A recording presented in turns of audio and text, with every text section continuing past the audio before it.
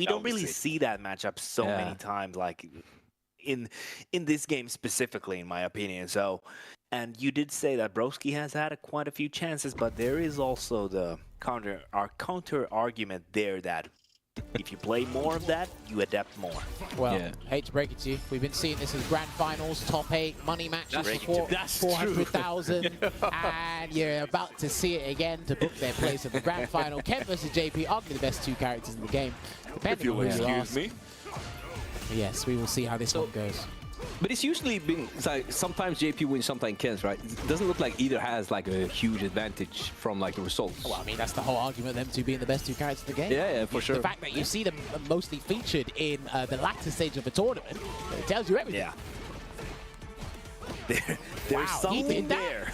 Did my man, wait, did he try to convert though? Did he just mash back medium punch and cancel the command grab? Broski he's a guy, he's quite a guy. He's a savage. Oh, well. I don't think Broski's had this much fun with the command grab, to be honest, because Auro's one was butt cheek, so this one's better. He's having a field day, yeah. Nice take. An actual command grab.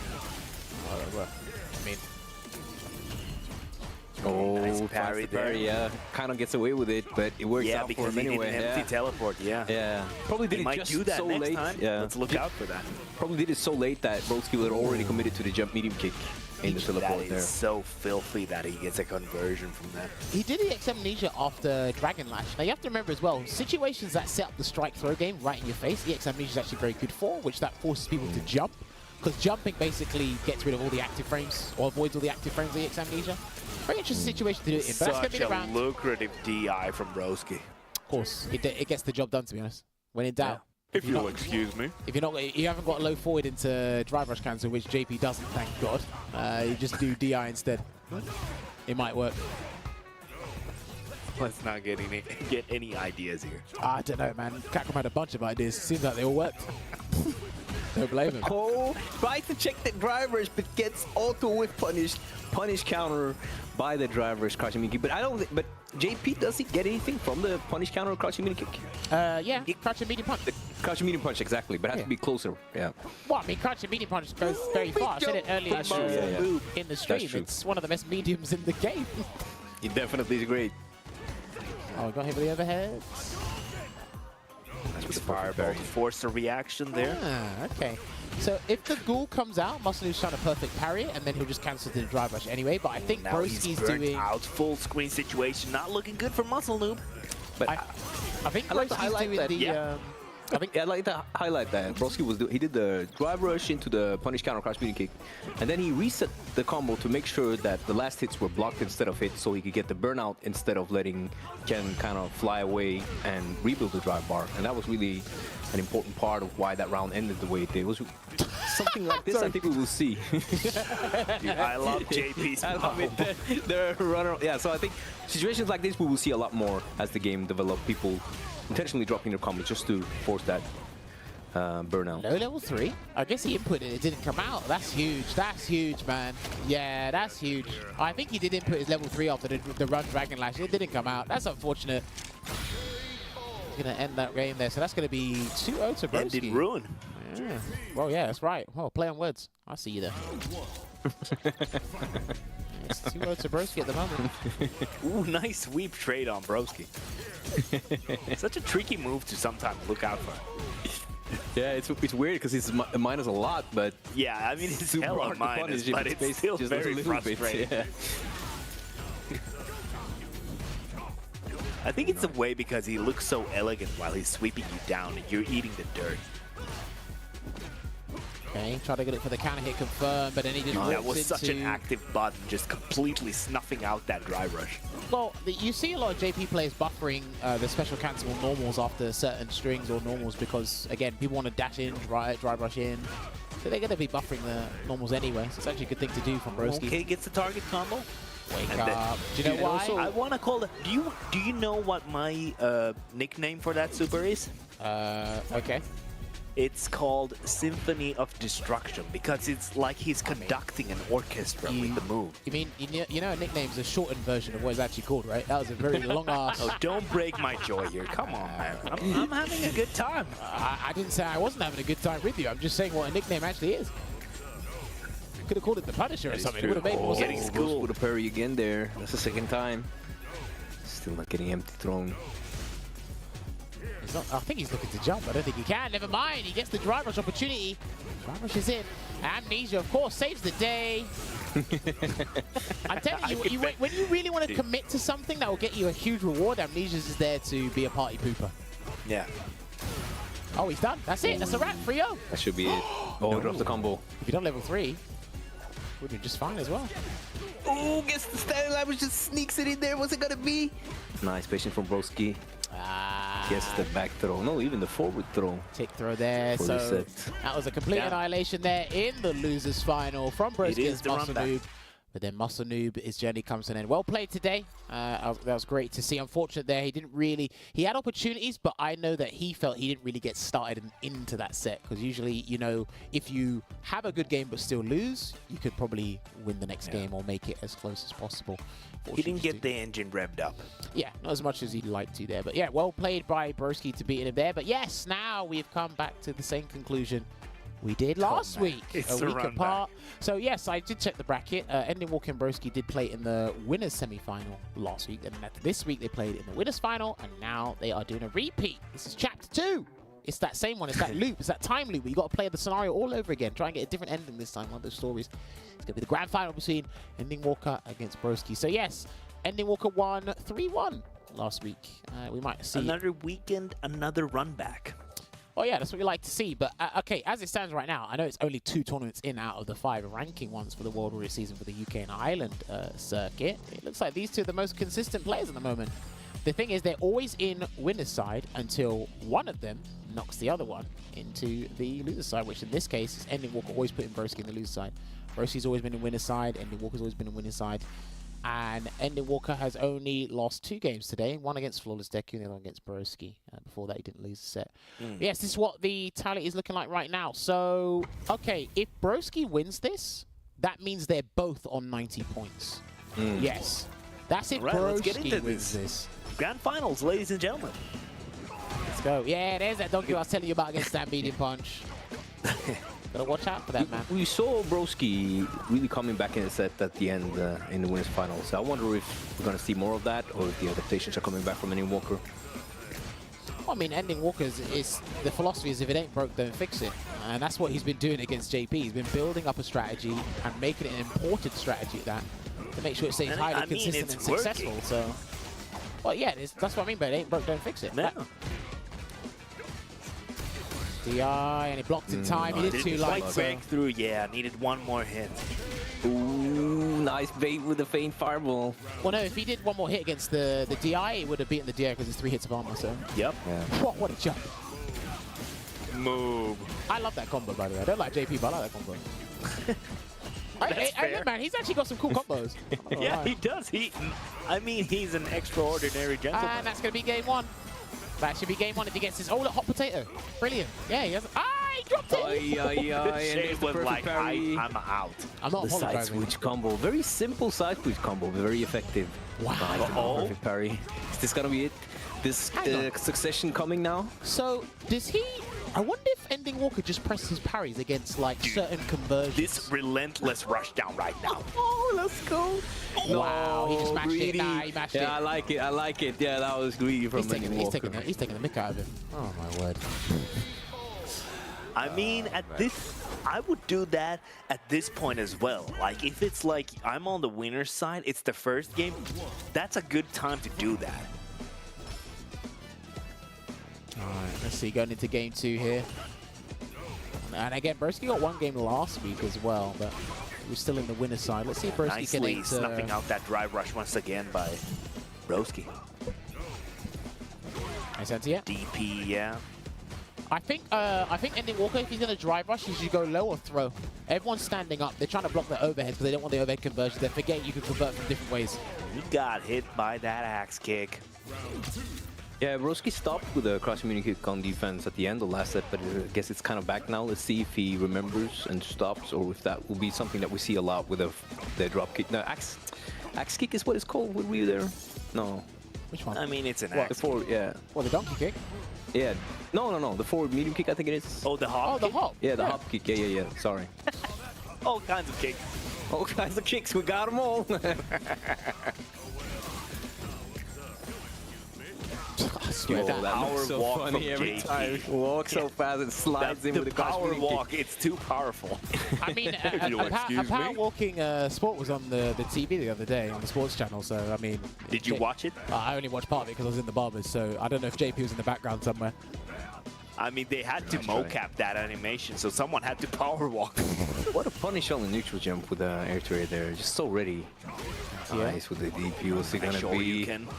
He seems the pressure very going. like caged in and feel like he's been suffocated in the corner. What a back Yeah. throw! What a back throw!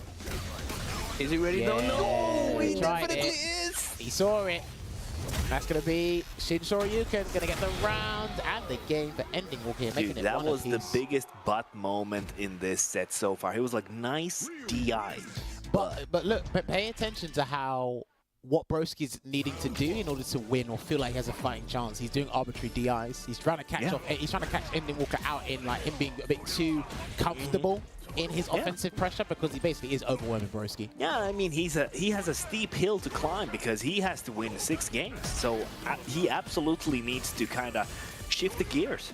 I also really like that he did the wake up crouch medium kick into the Hashogeki just to make sure that if he tried to bait by walking back, he would also get him. So he will be both the drive impact and the My bait man jumped with that forward. same. Wait, sorry, he jumped forward, back to forward.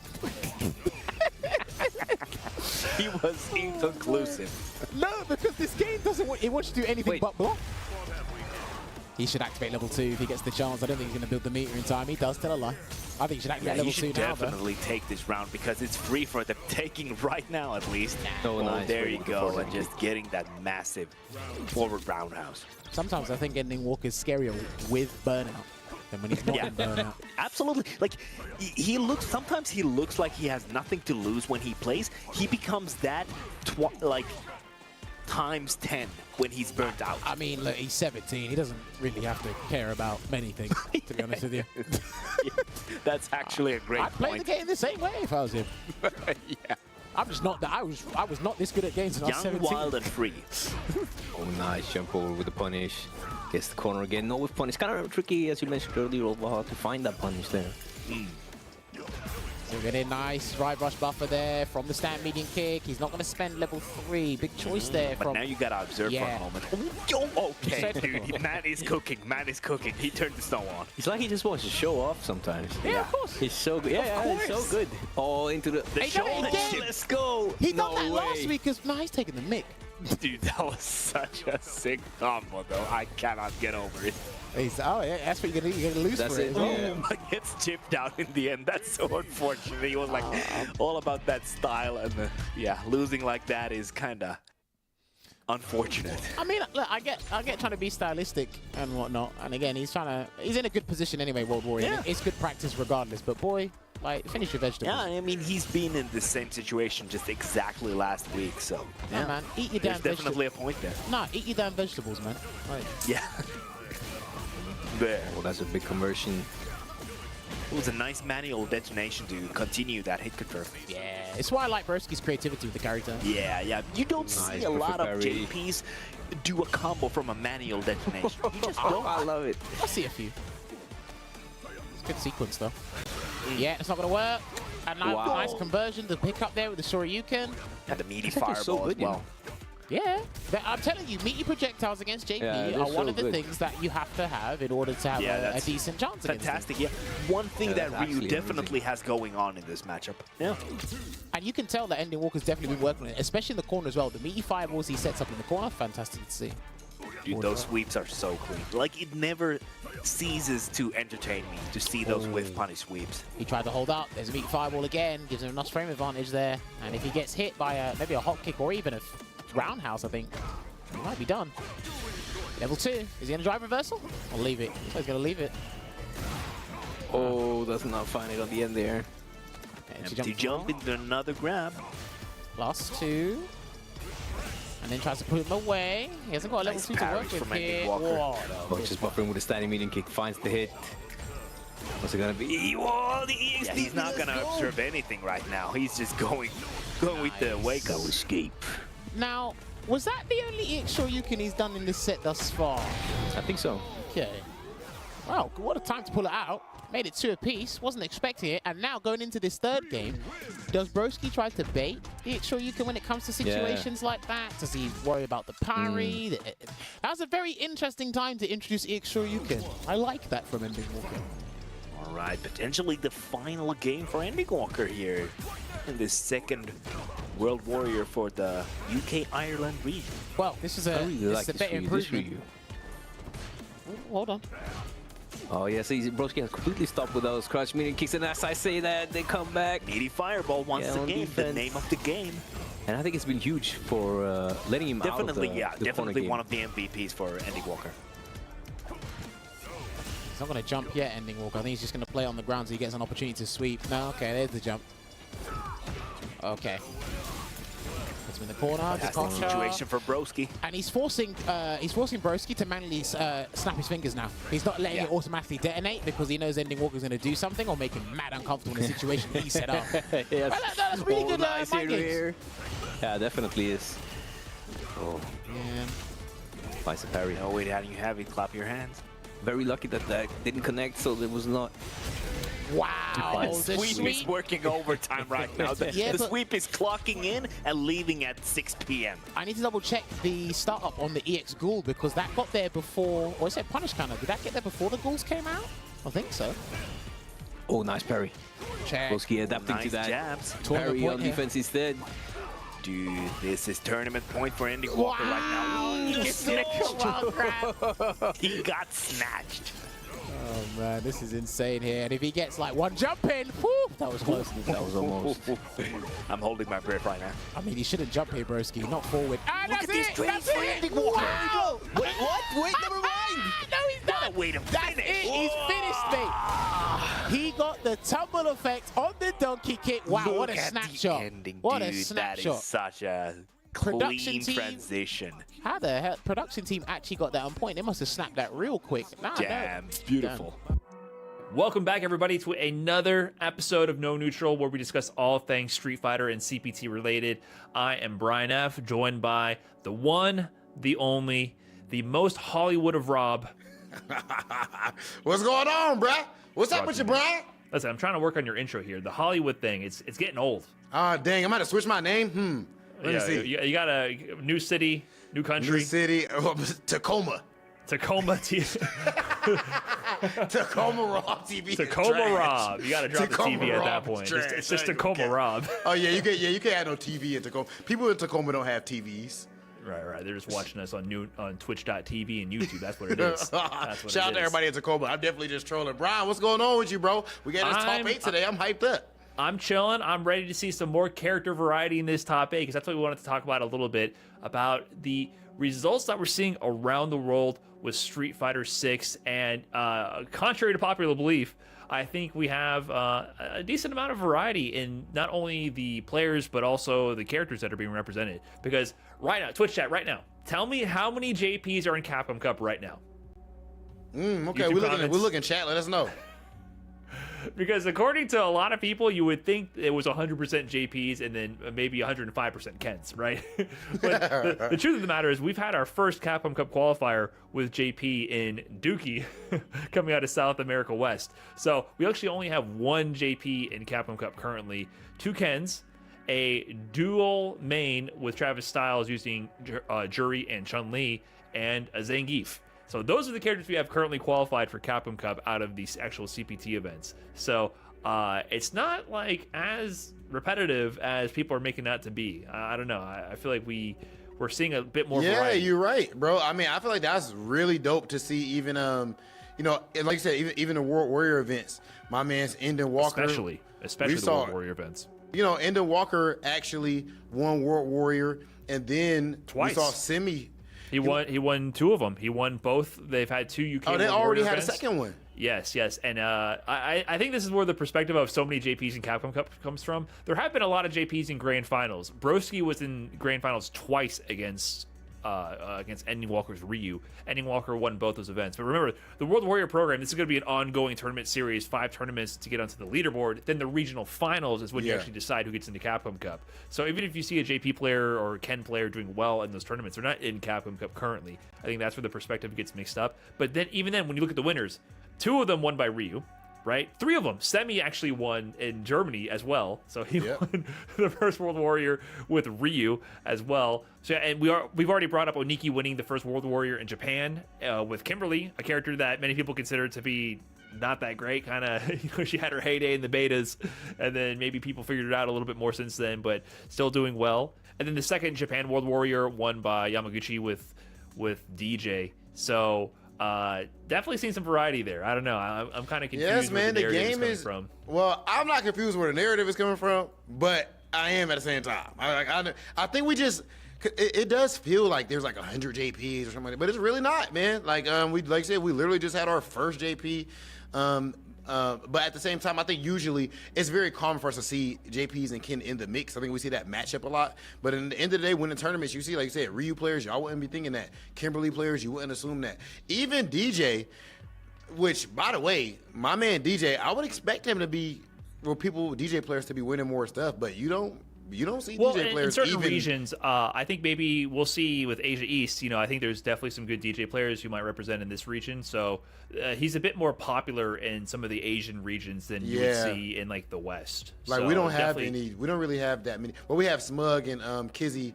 That's really seriously. There's a handful. DJ, but there's a handful in America, a handful in Europe, but it doesn't seem to be as popular of a pick overall. But the game is balanced. Still does work. The game is balanced right now, y'all. Now, when I say that, I'm saying that there is genuinely no bias. There is genuinely no bad character in this game. That's from the bottom of my heart. I ain't got no reason to cap. I just want to speak on it. We just skip the topic and just make the topic something else. To be honest with you, bro, there's no bad character in this game, and I think even the results are showing that. No matter what, even after there's any type of patches or something like that, you're gonna see some characters maybe be, you know how the tier list stuff and all that stuff goes. But at the end of the day, man, right now everyone is at least viable. Tournament viable, and we're seeing that with these results. I mean, there's no way, and then it's not even like it's a region that we're not that familiar with. Like we're seeing Ending Walker win with the Ryu in the UK. That's one of the best World Warrior regions in the world, and he's winning it with Ryu. That says a lot.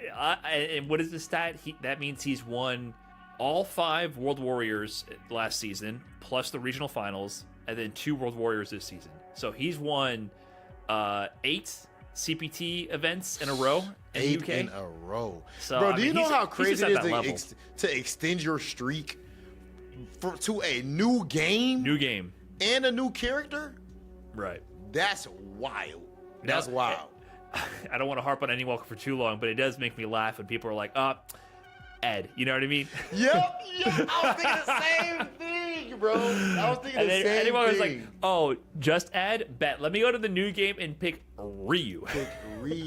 What are you going to say about it now? You know what I mean? Bro, he's too young to play Ryu. That's crazy. That is, I'm actually shocked he picked up Ryu. But on top of that now, he also, I think he recently posted that he's the #1 ranked Zangief in Europe as well, just in his spare time. What? So, this kid's a prodigy. He is. I don't know what else to say.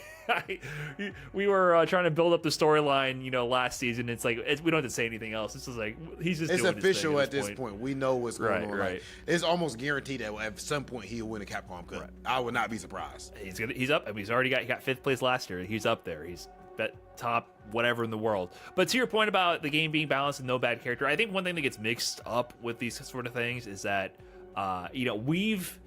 if you've been around in the FGC for a while, you've seen different iterations of different games, and we wouldn't be saying the same things about them. No, that's what I would say. No, it's different. I think Street Fighter 6's mechanics, the universal mechanics, add some sort of leveling out, like some type of just everyone having access to. You all have parry. You all have drive rush. Drive rush is not homogeneity, but in a good way. Right. Well, it allows the player to use the mechanics across all characters so that at least some level of player skill will always show no matter which character you pick, right? So you always have parry, which you can always use the same way with different characters. You might get different reward if you land a perfect parry and convert from it, but defensively at least you can use those options consistently, and then you can use those to read the opponent's offense and then turn that into your own offensive momentum, right? So there is a layer of player to player no matter which two characters are on the screen, period, right? So I think that helps to serve as a baseline for the game. So in that sense, in this game, I don't think there's any bad characters. Obviously, there are characters that are more tournament viable than others. I will not deny that. But if you are strong enough at the game, I think you could take any character to a pretty far level. And we're seeing that with the World Warrior results because I've been shocked. I mean, honestly, I was surprised by these results. I think each time these World Warriors run in, I think the Twitter narrative got to me too a little bit. Seeing Ending Walker win with Ryu twice and Runiki with Kimberly, I didn't believe it.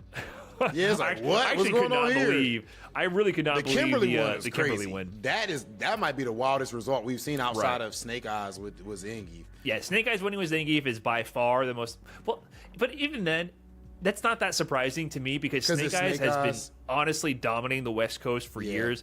I think if people are newer to the scene or weren't around for like the end game of Street Fighter V or were watching at the end game of Street Fighter V, they might have like not have known too much about Snake Eyes because he wasn't as competitively active at that like later period of Street Fighter V. But in the beginning of Street Fighter V, he was arguably the best West Coast player, and in Street Fighter IV, he was definitely the best West Coast player, and No, he's most the best likely, American player. so Snake Eyes has been the best in that region for so long now. So it wasn't that shocking that he could do it. A little bit surprising given the matchups, but yeah, I think the base mechanics, man, I don't know what else to say. This like you can use these mechanics to your advantage with every character. I think parry is such a equalizer in so many ways that you can kind of mold the character to match your reads, right? If you know what the opponent's going to do, you can perfect parry their meaty. You can tech their throw if you're going to go for the throw. You know what I mean? Like there's just there are options. So I think that dynamic interaction between the players will exist beyond matchups. Yeah, I really advise everyone to focus a lot on player matchups, man, and fundamentals. And when I say that, it doesn't mean you have to play a specific style. It doesn't mean you need to play like a traditional slow footsies game, but just learn that and learn player matchups because you can get so many wins off of that alone. It's when you learn that, okay, I can jump on this type of player right here. That's the most simple sense. Or I can, this player doesn't react to dashes. Or if I get to this range, this player is a high chance that they're going to whiff this type of button. Make sure you guys try to focus on the player matchups. And at the end of the day, Street Fighter 6, we winning right now, y'all. We got a good game. It's balanced, it's fun, and it's dope as heck. And we're about to see exactly that right now in this top 8. These players are trying to make it to get their share of that $2 million in Capcom Cup, but the only way to do that is to walk through these 7 other competitors right here at Asia East. Let's get into it. Top 8, CPT Asia East, baby. You're really making all of this by hand. Oh yeah. The avocados are hand mashed, the chips are hand tossed, and everything is made fresh. You make it fresh every day. Yes, every day. The Chipotle way is we make it fresh every day. Sounds delicious.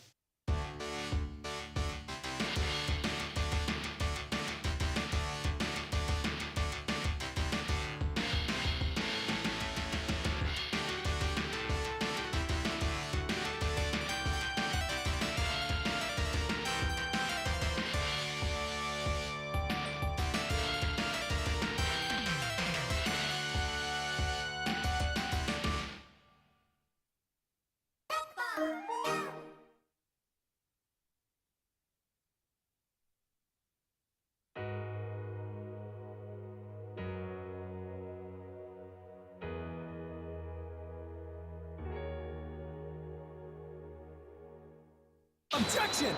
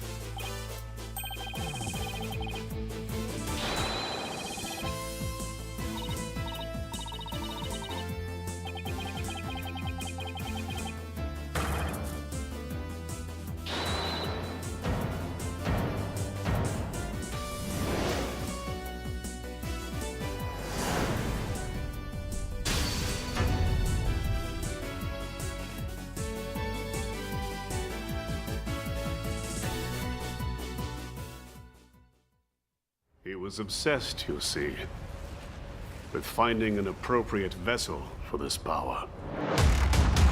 Fight with all your heart! We are supporting Capcom Cup 10 with a total prize pool of over $2 million. It's showtime, baby! Guano takes it over Idol! Alright, you ready? You don't want to miss it! Let him go! Look at the damage! Look at that damage! Now's not the time for jokes. Your two-time Capcom Cup champion! It's Mena RD!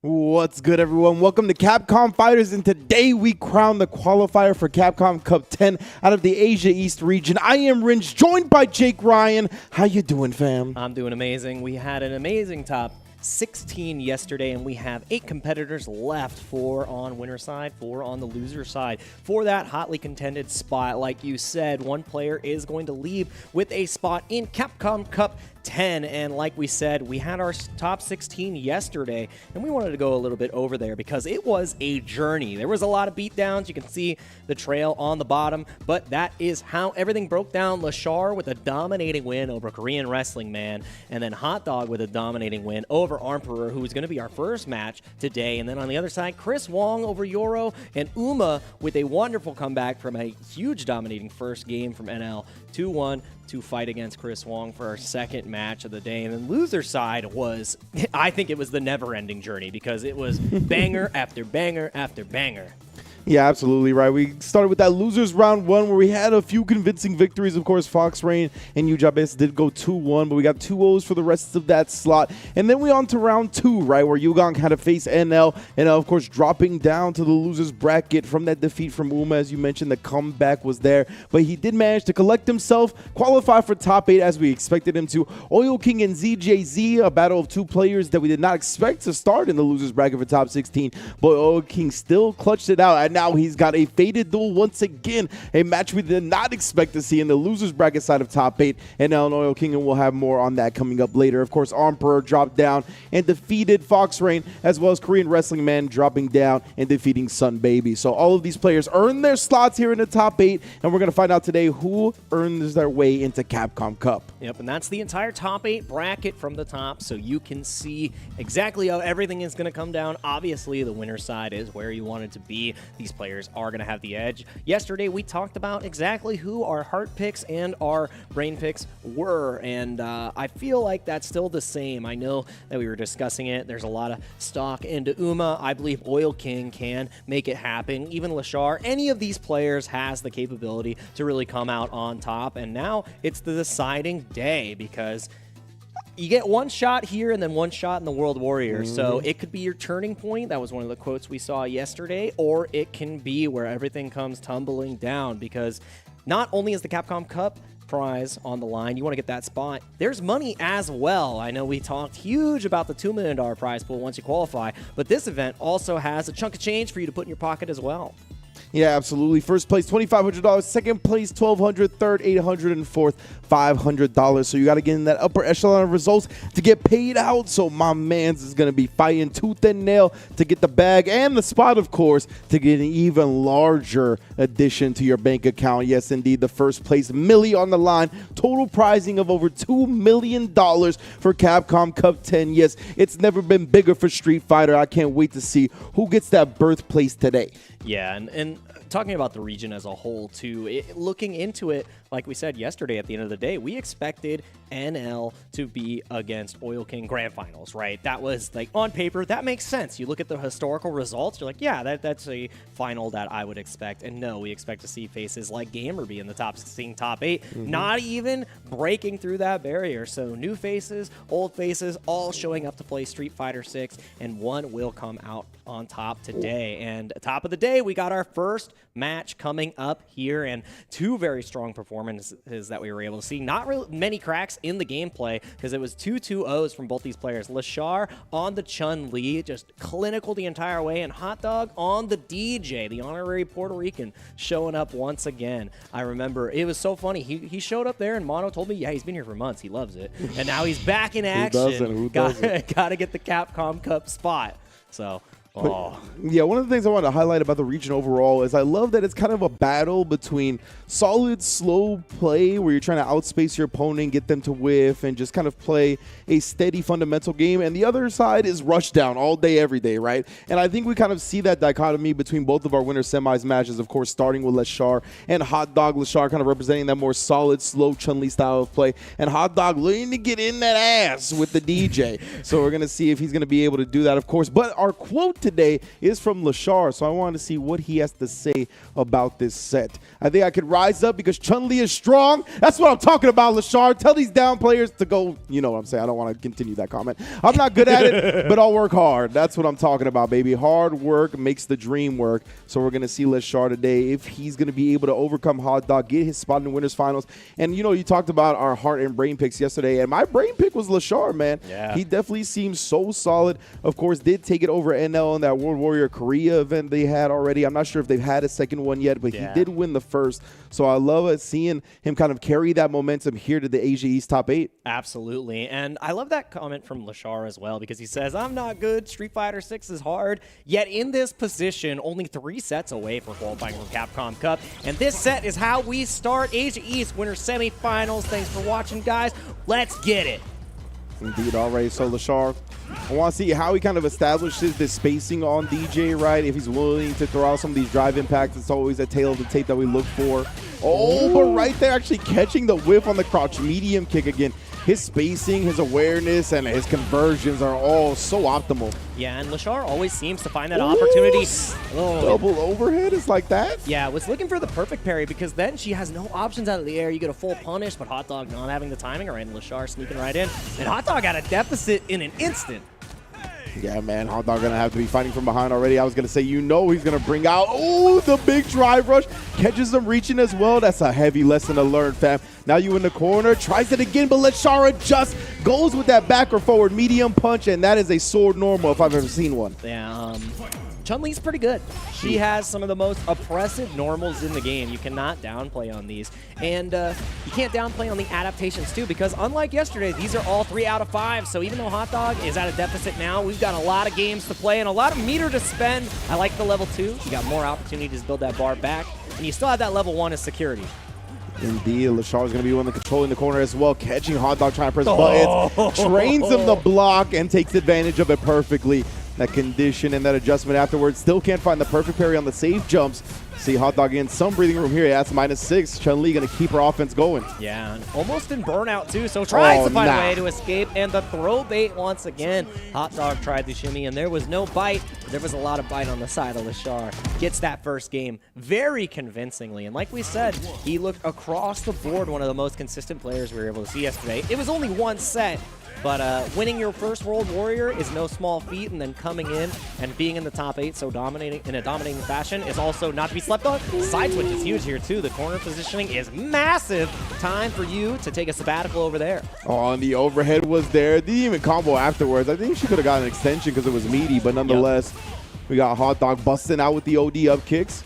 Ooh. Great. You see the empty jump right there? Allowed him to block on the recovery frames of his landing. If he pressed the button right there, he would have got punish countered. Absolutely smoked, and that's such good awareness from Hot Dog to Lashar. So comfortable in this corner so far. It is up to Hot Dog to find the hit. The counter hit finally comes through. That knee, the short hop is so dang strong, and the throw loops leak in. Ooh. Wow, no, but the reset doesn't pay off, and it does not matter. Up kicks are soared right over. Hot Dog cleaning up that round quick.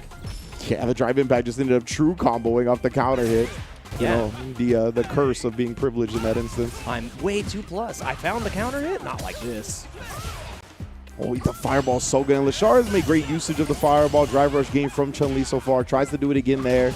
Oh, and the fierce, bro. It's such a good counter poke. The double palm right there. That's the back fierce. Yeah. All these buttons are so good. The max range is on you. Is this? Yeah, this absolutely burns out. No, the last pixel. So lucky on the side of Hot Dog. Could have potentially gone to the level 1, but knows he can save it.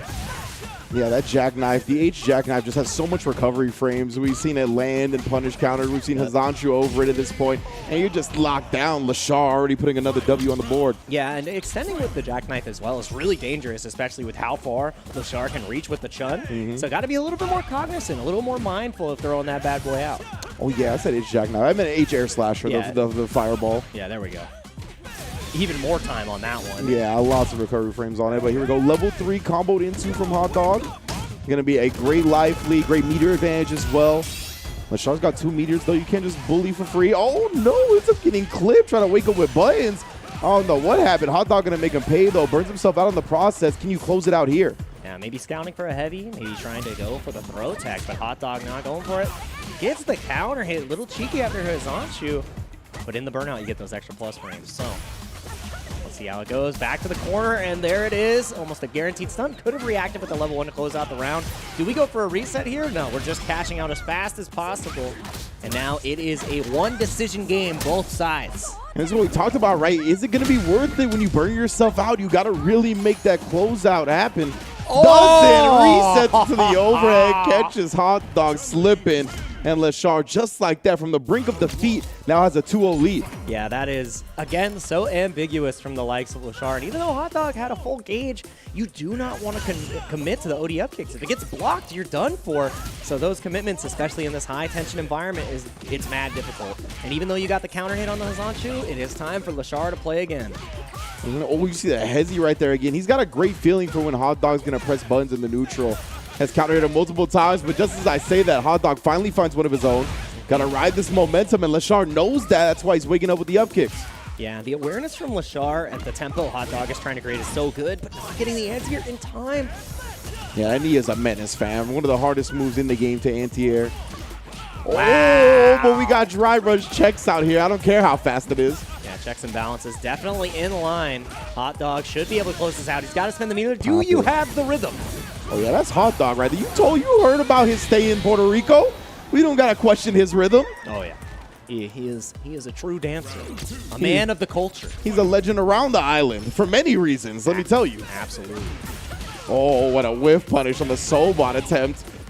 Not going to happen here, fam. Trying to bully towards the corner. I love the walk back. Yeah, and he cut that drive rush a little bit short because Lashar has been consistently checking it with the jab and gets the huge jump in afterwards. Hot Dog so close, but we saw this last time too. Lashar was able to close it out. Let's see if we can get a game on the board. Hot Dog starting the pressure. No punish on the parry. I love the fireball right after the just cool low. Yep. Oh, got caught reaching, but no belief from Lashar. He didn't want to immediately drive cancel or anything like that, right? Would have burned himself out. So then he got caught second guessing, but no second guessing here. Gonna cancel to the level 3. That's CA version as well. Yeah, getting the extra meter back here is the most important because now you can continue the drive rush pressure and it's up to Hot Dog to react. You want to be able to close it out as quick as possible. One more throw will do it. Lashar, can you find a way out? He is in burnout. It only takes one opportunity. You don't want to OD fireball here if you're Lashar, though, right? It will bring you so low on the drive meter. That's very scary. Oh, the up kicks was there that time. There it is. And throws afterwards. Hot Dog respecting the meaty. It took that one engagement, the one decision, and the first time Lashar is able to get the anti-air on the knee is the most important. Man, that was like a modern control anti-air. That was nuts. The deepest. Quick reactions from Lashar, man. I mean, he is a monster in this region. We're seeing him on display right now up against one of the top dogs in Hot Dog. That was not supposed to be a pun intended. He is the Nathan special right now, okay? It's that high-quality glizzy. High-quality combo, too. 50% off Chun if you buy now. Nice throw after this. How many more can we get in the tank? We're only going for one. There's number 2. Yeah, that's still plus frames off the sunrise. Give it up for number 3. Do we have 4? Yeah, we tried. Yeah, I respect that. You got to make them do something different. I'll just throw them till they die. And I love that, too. If it's not broke, don't fix it. Oh, no punish this time, but it does not matter. Gets the counter hit. Lashar trying to press a little bit too much. And that is a game on the board for Hot Dog. Staying alive, giving us a set right off the rip. So well done from Hot Dog, man. Yeah, definitely. I love the cash shot on the level 2 that we saw early on as well. Really just getting some W's on the board. Having respect for Lashar's defense and just the type of wall that Chun-Li is, right? Yeah. Trying to make as much damage as happen as possible. But yeah, a little bit too greedy on the punish attempt there. Not minus enough off the perfect parry jab to get the back fierce. Yeah, wanted to bite off more than they could chew. And I mean, you gotta take your licks when you can get them. And that's not a punish. Got the drive impact a little too late. And now Lashar is sending you straight to the corner. Does Hot Dog try to bust out? And there it is. I'm burning out on my own terms. You are not allowed to block anymore. If you get pushed to the corner, Lashar is going to dominate you. Yeah, some ambitious jump attempts from Hot Dog, right? Because of Lashar's reliance on the fireball game, but his timings have just been so good. Hot Dog can't figure it out. Yeah. Oh, and that was such a good drive. What a throw from Hot Dog right there. That was one of his only options because he did not have the level 2 yet. He does have it now, and he has the drive meter back as well with Lashar burnt out in the corner. Yeah, didn't have the guaranteed jail there, and the anti-air missed, but no, not the full confirm. Doesn't matter. Lashar finds the poke, and now it's set point against Hot Dog. It's great stuff from Lashar, man, but just as I say that, tries to pop off too hard at round start. Hot Dog, oh, and then ducks the lightning legs in the air perfectly. Gets the landing frame punish. Yeah, no Tiger Knee legs here, and gonna cash out on the level 3 as quick as possible. I mean, the only thing that's hard here now is if this round ends immediately, Hot Dog's got nothing. That was so much damage in the tank. Already all caught her. Yeah, trying to swing for the fences, and again, a big haymaker of a shot from Lashar there. Hot Dog on the verge of tying the set up now. Yeah, you got to feel good about after that perfect, especially with how you started that drive rush stuff, but now not having the right stuff on pressure. Lashar finding the hit, went for the shimmy afterwards, maybe trying to have Hot Dog bite on the OD reversal, didn't get it. Just did not expect Hot Dog to eat the drive rush low from point blank like that. Oh, jumps over, but he went with the medium air slasher, so it's all right. Now playing this patient neutral again, but the drive rush continues to get stuffed and interacting incorrectly there. I think it was a jump. The low does connect. Maybe a walk back. What a target combo. Did you block? Absolutely not. Oh my goodness, bro. This is so scary. I love the adjustment from Hot Dog in the air-to-air to prevent Chun-Li from escaping, but now you got to make a big decision here. Does not block the overhead. Lashar closes that casket. 3-1. That is how the second game also ended too. The overhead, the cheeky overhead right at the end. And going back to the well, Hot Dog was not able to react in time. And Lashar moving on to winners finals with a 3-1. Hot Dog was fighting tooth and nail the entire time. Actually, talon and nail is how I should be saying it. And he's going to have to be fighting it out on the loser side. The way this broke down, Lashar just looked so dang good. The drive rush checks on the side of DJ, the incredibly clutch anti-airs almost every single time, dealing with one of the best jump-ins in the game as well. But Hot Dog varying up the options, finding these pockets, but Lashar just had all the right answers all the time. And really, I think one of the things that is understated is his meter management too. His super utilization, always keeping it safe, trying to keep a little bit in the tank just in case. Never used the level 1, but the fear of it being there was enough. Yeah, ironically, the rhythm of the neutral was just never in Hot Dog and DJ's favor. Like, Lashar was always able to kind of catch the button presses at the right timings. When Hot Dog was risking the jump-ins to try to read the fireballs, that's when Lashar was getting the clean uppercuts for the anti-airs.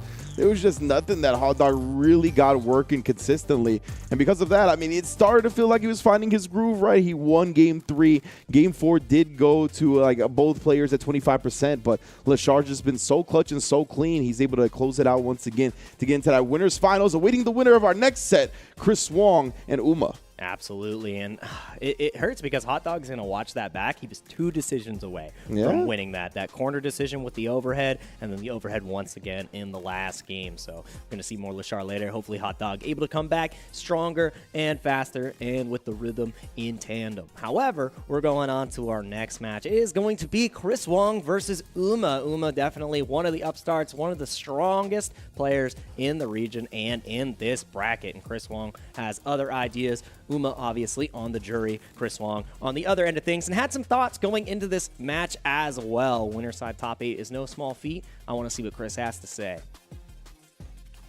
I'm happy that I reached the top 8 in this tournament. Street Fighter 6 is so good. Right there with you, man. Absolutely agree, and you know what? I'm happier in the top 8 as well.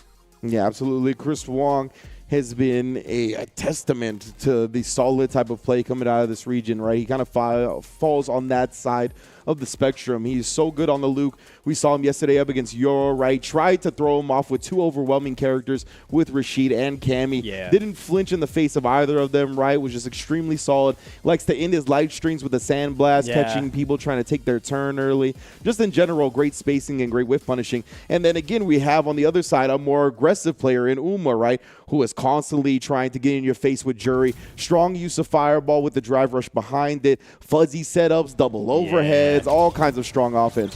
So So I can't wait to see these two clash. Yeah, the feng shui also was a key highlight from yesterday. So we're going to see if Chris Wong is able to be the wall that finally stops Uma's approach. And right now, it is already looking good. Again, the Sandblast coming out off the first block string. Yeah. He really likes it's a good tool. It is, man. Everybody's trying to take their turn after that third light, right? So that Sandblast is there, makes them respect it. You got to bust out the parry. You got to bust out something else. And, man, busting out the stock in the neutral like that. But real quick, Chris Wong burning out nice and early while he still has the screen advantage. Honestly, with Luke, you got to choose when you're going to burn out because it feels like it's inevitable. Yeah, it's your drive gauge, and I will use it now. And using it incredibly well. Right. Yep, spend the level 1. Keep it simple and clean. Chris Wong cleaning out that first round like it was nothing. But we saw that happen to Uma yesterday. Maybe a slow starter gets warmed up, and once he figures it out, it is a slippery slope. So let's see if Uma can get it started in this first game rather than the second. And then that said, it was also against another Luke right in NL, so he's already warmed up in this matchup at this tournament environment. Right now, already getting the throw going, catches the backdash right there. You ain't going nowhere. Yeah, Chris Wong was heavily representing that yesterday, too, so the research is definitely there. We're seeing the perfect parry start to come out on the Sandblast, and that was a little bit too far. The normal may be amazing, but you gotta space it right. Tried the Renko kicks right there, the forward fears, not gonna happen. Yep. Oh, try. Do you see the counter poke with the stock again? We saw it work earlier for Uma. Comes up a bit short that time, but so much meter on his side here. Might be thinking about forcing a feng shui. Chris, though, you can see the solid play, just waiting. And you see even Uma respecting it, actually catching the DP before he lands. That was wild. Yeah, and I love this from Uma, slightly staying outside of that crouching medium punch range, but no anti-air this time. Level 2 should do it. Beast mode, baby. First game going over to Chris Wong. I feel like Uma's playing a little bit hesitant in this set so far, like not willing to go up to that close range because Chris Wong has been so successful in the reversals so far. So let's see how this next game goes. And I mean, staying at that range away from the crouching medium punch is definitely a key to this matchup, but you gotta approach at one point.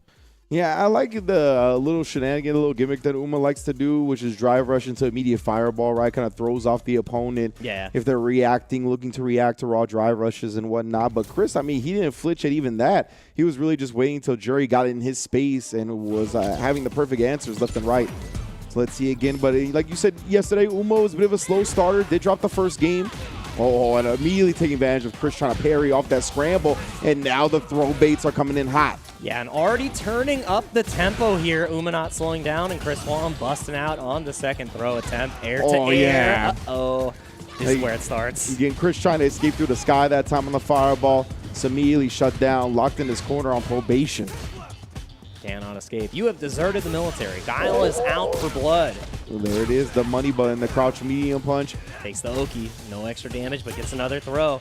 All Uma needs is one engagement, but that level 1 is looming. And what an anti-air. No jumps allowed. This is the sacred airspace. It's tough, right? Like, when you're in burnout, you know the opponent's going to want to try to put some pressure on you, but both players try the drive rush. Chris beats him to the punch, literally. Yeah, jab comes out a little bit faster than the legs, and the OD gets him out once again. Not afraid on these reversals, neither player.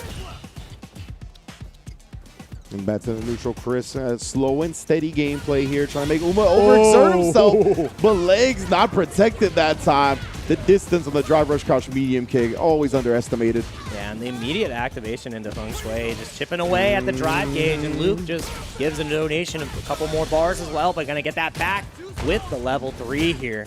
Now, Smart from Chris, right? It's definitely very dangerous to end that combo with such low drive meter, so he gets a little bit more breathing room here. Wow. Uma willing to bet on the wake-up parry. Yeah, so dang fast. You may have the benefit that it crawls slow on the ground, but the Sandblast is not going to clash with absolutely anything, especially the OD version. Good round closer from the side of Chris Wong. Yeah, that was a great reaction from Chris. Just immediately countering Uma's option perfectly. He tried the whiff punish right there. It didn't end up happening, but yeah, the subsequent series of buttons does favor Uma. In the corner now we go. Tick throw setup. Double dash again, busting out, not willing to take more than one throw, and the anti-air doesn't come out, not even a counter hit. I feel like Uma just wasn't ready at that range. Did not expect the jump. What a conversion. Gets the stock, and no bite on the throw bait. Chris has done a great job defensively. Oh, and again, Uma recognizing the drive rush juggle point. No, does whiff that one and catches the recovery frames big, but drops the perfect flash knuckle. You can feel the nerves from both sides here. This would mean so much for Chris Wong to get the lead, but again, the knockdown. Both sides are burnt out, You are not allowed to overextend your beast mode. Look at the buffer. He is so looking. Don't dash at me. And oh, dear, the trade once again. What's going to come out? The shimmy. No bite. We're back to forward. There it is, the OD reversal. No plus frames, no nothing. Uma down 0-2. We saw him down 0-1 yesterday. Can he get the 3 in a row? Chris Wong has been so on point with the ODDPs, man, whether it's on Wake Up, whether it's in the block strings. And he's really recognizing that Uma's style is aggressive, right? That's what he wants to do. He wants to get in your face. He's got killer mix-ups. He's definitely looking to make you block and just kind of wear down your mental game. And Chris Wong, I mean, every time he's in a position like that, he's just making Uma be the one that guesses. Yeah, and he got that gauge back just a second earlier, and Chris Wong knew that it was time because all Uma could do was challenge out. You were at such low health where at that point you're going to get chipped out in a drive rush sequence. It's plus into level 2, so you had to risk it. You had to reach, and Chris was happy to teach. No punish, though.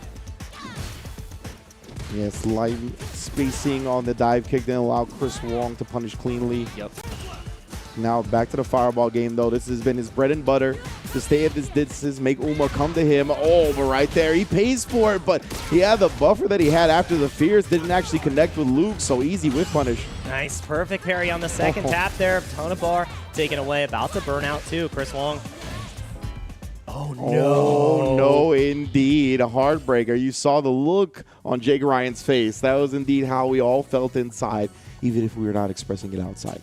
So hopefully we can either get a backup spectator in the game or, just figure it out soon. Because both of these players looking strong, but Chris Wong's defense and just his solid gameplay been a lot for Uma to kind of contest with. We saw the same thing in Lashar versus Hot Dog, right? Where Hot Dog just couldn't really get it started on Lashar the way he wanted to. These solid players, man, on the Luke, on the Chun-Li, it's tough to crack them open. Yeah, it feels like the set player doesn't really get to get started, like you said, and he's willing, not only with the backdash, sure, it got checked earlier, but the ODDPs, it feels like they're connecting every single time because Uma is going for throw after throw after throw, and Chris Wong doesn't want any of it, and just able to bust out with Luke and really create that wall again. And then Uma doesn't feel comfortable in that spacing as well because we're continually seeing the punish counters off the crouching medium punch. We've been able to connect with the drive rushes, and while there's been checks back and forth, Chris Wong has definitely been the benefactor from all of those drive rush checks. And when you're a player like Uma, right, where a lot of your success comes from your offensive reads and your ability to put your opponent in these messed up situations via feng shui engine and all this nonsense, when you're not getting any of those offensive reads on point, this is what happens, right? The W starts slipping through the cracks. So Chris Wong's done a great job defensively from start to finish so far. Obviously, we have not finished. We'll see if Uma can adjust, maybe bait out some ODDPs in the clutch, right? Obviously, the reward for baiting that out is so huge in this game that he's only going to need a couple of them to make Chris Wong think twice about DPing as much as he is now.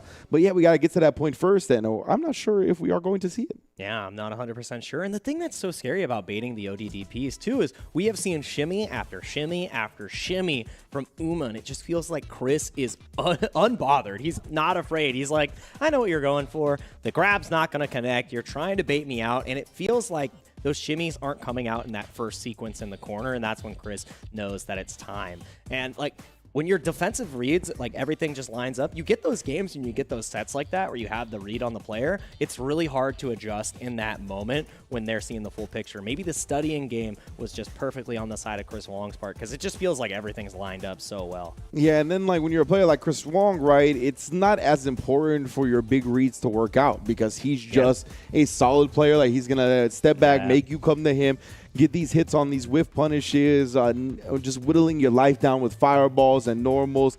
He's not really concerned with kind of riding a snowball into the momentum. So because of that, a whole lot is on his side right now. So Uma's it's gonna be up to him to make big reads, big adjustments if he wants to get back into the set. But right now, Chris is looking too clean. Yeah, Chris Wong definitely he's channeling the power of nothing, and I feel like fighting game players forget to do that from time to time, and it happens too when he starts burning out. He's like, I'm gonna stay at this range. If you jump, I'm checking. If you drive rush, I'm checking. I'm making sure I'm crossing my T's, dotting my I's, and we are restarting game 3, so we're gonna be getting back into that one. So gonna be able to see Uma versus Chris Wong again. And I love that these players are going to be able to get back into it and fight it out and give us this full set, because seeing how it develops and what Uma can like really bring to the table, I think is going to be the deciding factor here, because Chris has laid the cards out and now it's up to Uma if he can read them. Is the fortune in his favor? The tarot cards, who knows? Rose isn't in the game yet, so I don't know if anybody else can read them. Indeed. All right, so we're going to get back into it, restarting game 3. See how it plays out. Uma, yeah, he hasn't really been able to find any jumps. He has been successful with the parries, or excuse me, with the throws on Chris Wong's parry a lot of the time. There. Oh, again, the check, bro. The crouch medium punch. And gonna ride that one to the millie. I love it too, because again, we saw the first shimmy from Uma. No bite. Chris Wong checking with the crouch medium punch for the second one. It feels like he's ready each step of the way. That is the first game wrapped up quick and clean. One more round to go. Chris Wong gonna do the full sweep potentially. This is a dissection of Uma right now. I'm not used to seeing this man handled like it. And Chris, I love that. Just go into the OD Sandblast right after the throw tech. We'll see if Uma tries to jump if we get another throw tech situation like that. Obviously, players with projectiles love to use them after the distance that it leaves you at. This time, finally finding a throw bait here. And yeah, we got to activate the feng shui. What the mix going to be? Oh, wow. Goes for the quick. I don't know if that was a drop or a quick little reset. Finds the throw. Raw drive impact. We haven't seen that represented just yet. And Chris Wong was not ready. Maybe anticipating a shimmy. He can't react to them all. And no, the whiff. That is the worst possible time. Not able to clutch it out. And Chris Wong gets out of the corner for free. Not spending the critical art just yet. Great block in the overhead, and even better throw tech after, and a perfect parry. All right. I see the lightning coming out your eyes. Uma, are we in the zone now? It's the time to do it. I mean, after that drop, if you're able to compose yourself, it is of utmost importance. He can't take any more Sandblast, and now he can't parry. Doesn't have enough in the tank. Yeah, he's big chilling on the other side of the screen, right? Luckily for him, Sandblast doesn't reach there, so he doesn't have to parry to avoid anything. I think that's it. He got caught reaching. Double drive rush combo with the CA on deck. It most definitely is. Chris Wong going to be able to take it over Uma 3-0, man. That is a message sent. That was clinical. If you are looking how to deal with Jury, if you've struggled with her on the rank ladder in the fighting grounds, that is grounds for studying. Go ahead and look up the tapes, because I feel like that was either a 90 or 100% drive rush check rate. And those checks have been cashed, because now he is checking his ticket right into winner's final. Chris Wong, that was just the entire way. It didn't look like Chris showed any weakness. And players are getting better and better at checking the drive rush, right? You really have to force other situations. Even regular dashes need to be used more frequently just to kind of throw off the opponent in that range. And a lot of the time now, the only thing that's actually getting through is the drive rush into immediate jab, right? If you're letting that drive rush rock a little longer, if you're using a heavier button with longer startup, I mean, at this level, those are just getting duffed. We see it even there, right? Great defense when he actually does block a drive rush normal. Represented the backdash there, especially mid-screen. That's a great option.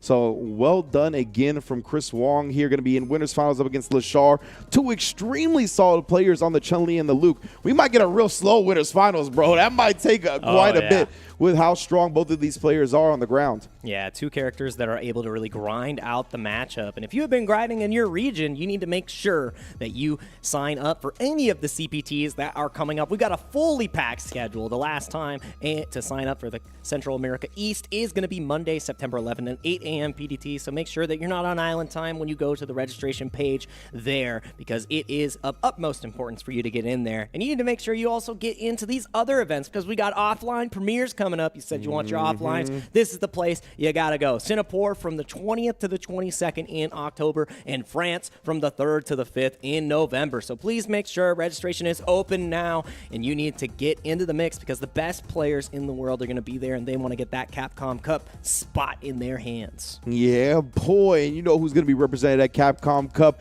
Talk to me, Chipotle. They have joined hands with Capcom during the first year of Street Fighter 6, and you can join by downloading the app right now to get the rewards as fast as possible. So big ups to Chipotle. Definitely joining hands with Street Fighter 6 to put the food in your hands. You feel me? I love seeing it. good stuff to them, good stuff to Street Fighter so far. I'm loving the collaborations and the way they're going about it, man. Yeah. And I love the winter semis matches. We saw 2 convincing performances, Lashar going into it, as well as who else? It was Chris Wong, of course, holding it down up against Uma. My heart. It's sad to see Uma go down to the losers bracket, but hopefully he can find the fire there. But until then, we'll be right back. Keep it locked for more action.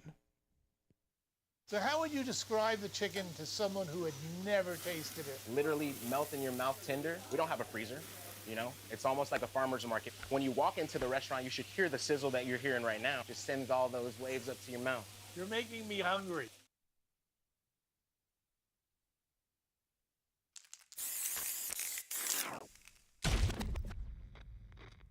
Time to work, time to work. When inhaled, coriamyrtin blocks the gamma-aminobutyric acid receptors in the central nervous system, causing spasmodic muscle contractions. Master, it's a work of art! It's perfect! What to do with you now? So, shall we put him out of his misery?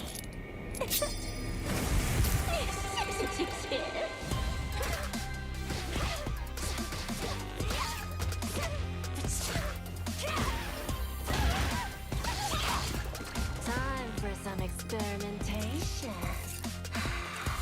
I bet poison would work wonders on you.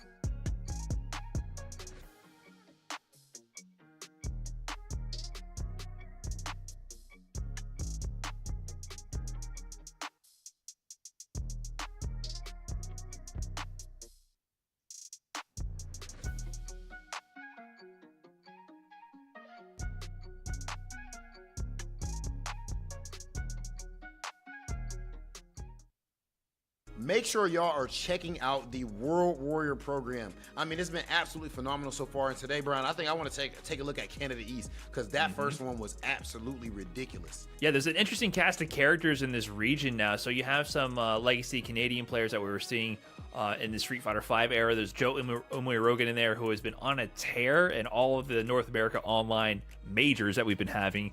And he finished second place in the first CPT World Warrior event for Canada East. Also in that top 8, Riddles, a notable pro from another fighting game series, doing work here as well. So they have some new competition, new blood.